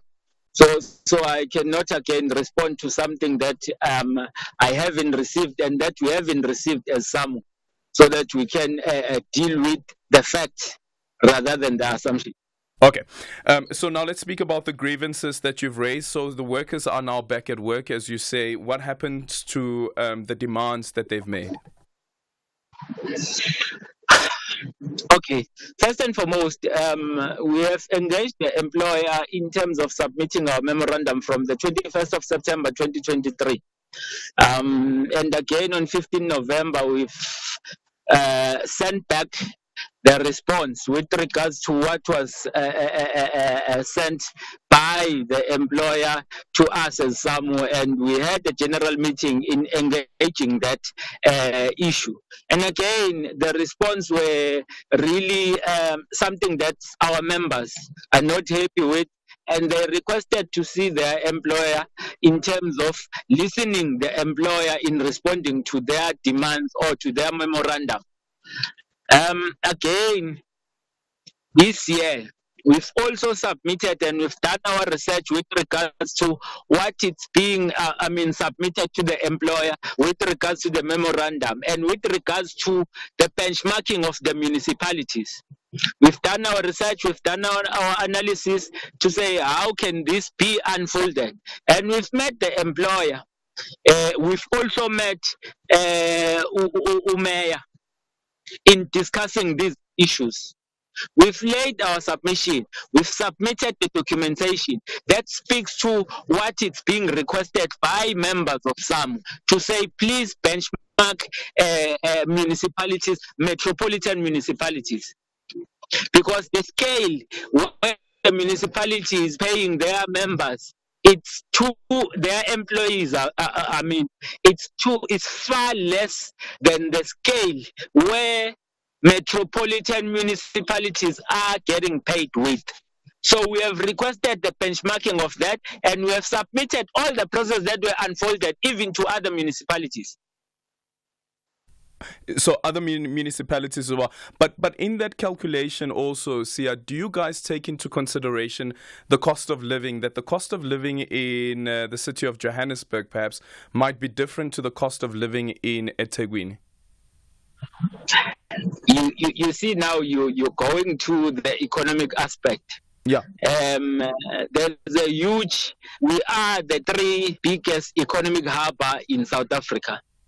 So if you speak of that, you want us to go directly to financial implications. And as a result of that, you will also have to go and do calculations to whether how much finance or money that the city is generating with regards to, all the economics that it's being incurred within eThekwini. So as a result of that, it's not that it's something that has been, that we have engaged and submitted our demands now. It's something that has been long going from 2015 until today. And other municipalities, they've benchmarked their municipalities even after we have laid this concern. Okay, so what happens now? What's the next step for SAMU? The next step for SAMU is to request the employer to come on the table and engage with us, not closing the process of bargaining in ensuring that we are resolving these issues. We are care for our citizens, and we want to ensure that they receive service delivery accordingly and with a conducive environment. Now we are appealing to the employer to come and sit with us to set the terms of reference as to how can we then unfold and resolve these issues. Okay, thank you so much for your time. Sia Dladla is the regional chairperson of SAMU in eThekwini. And a text that just came through here from one of our listeners on WhatsApp says, "Hi Aldrin, the impact of the strike, email circulating, largest public sector tertiary hospital, IALH, no water or electricity, patients are being moved, clinics, no provincial subspecialties speciality services for the poor." And this is from a doctor working in the public sector in KwaZulu-Natal. There was a point that was raised a bit earlier on also from one of the listeners on X who says, Mzalambe, who says, "The people of Engonyameni, Ward 84 under eThekwini Metro have been badly affected by the ongoing strike by SAMU workers. No electricity since Friday, no water for 4 weeks. This is nothing but clear sabotage by anti-ANC forces within eThekwini." 0614-104-107. And of course, SAMU is an affiliate of COSATU, which has endorsed the ANC. Which supports and endorses the ANC's campaign, election campaign, and has now also set up a war room. So I'm not too sure whether SAMU is also part of this anti-ANC forces in eThekwini. 0614-104-107. Hey, Aldrin, the municipalities are actually embarking on a benchmarking exercise, and I can tell you this for free. In the city of Johannesburg, the municipality that is the biggest of them all, we are actually benchmarking against eThekwini because eThekwini gets paid more. I think someone must be honest. There is a report that tells you which of the municipalities are getting paid more, which is eThekwini and Cape Town. Actually, there is a municipality in Joburg in the West Rand that actually has employees that are getting paid higher than the city of Johannesburg. So someone is just taking chances and they are misunderstanding the report. Thank you. You are listening to Aldrin Sampear on SAFM. Weekdays, 3 to 6 p.m. We've come to the end of our voyage. Thank you so much for choosing Flight SAFM BTH 3 to 6 with me, Aldrin Sampear. Today we play out with Lulu Dikana, Life and Death. When last have you heard this voice? When last have you heard this voice? And our parting shot is from Max Dupree, who once said, "We cannot become what we want to be by remaining what we are." And Tim Nkosi from Cape Town is reading our credits this evening. As we prepare for the landing of flight SAFM 326, please allow me to thank your passengers and the following crew members: Kanya, Temba, Dumi, Vusi, and of course our pilot, Captain Aldrin. Thank you guys for joining us on this flight, and we wish you well, safe drive home until we see each other again tomorrow afternoon. Adios. Aldrin Sampear on Beyond the Headline. And remember to love each other and lead with compassion. Dotsins, enjoy the rest of your evening. It is by far the greatest sacrifice known to men. And if you know what's good for you, you'd pay attention to the pleas that he makes day by day. From the morning to another morning, he said, can I show you how much I care? Would you be willing to let me in your heart? Was so happy to lay down my life.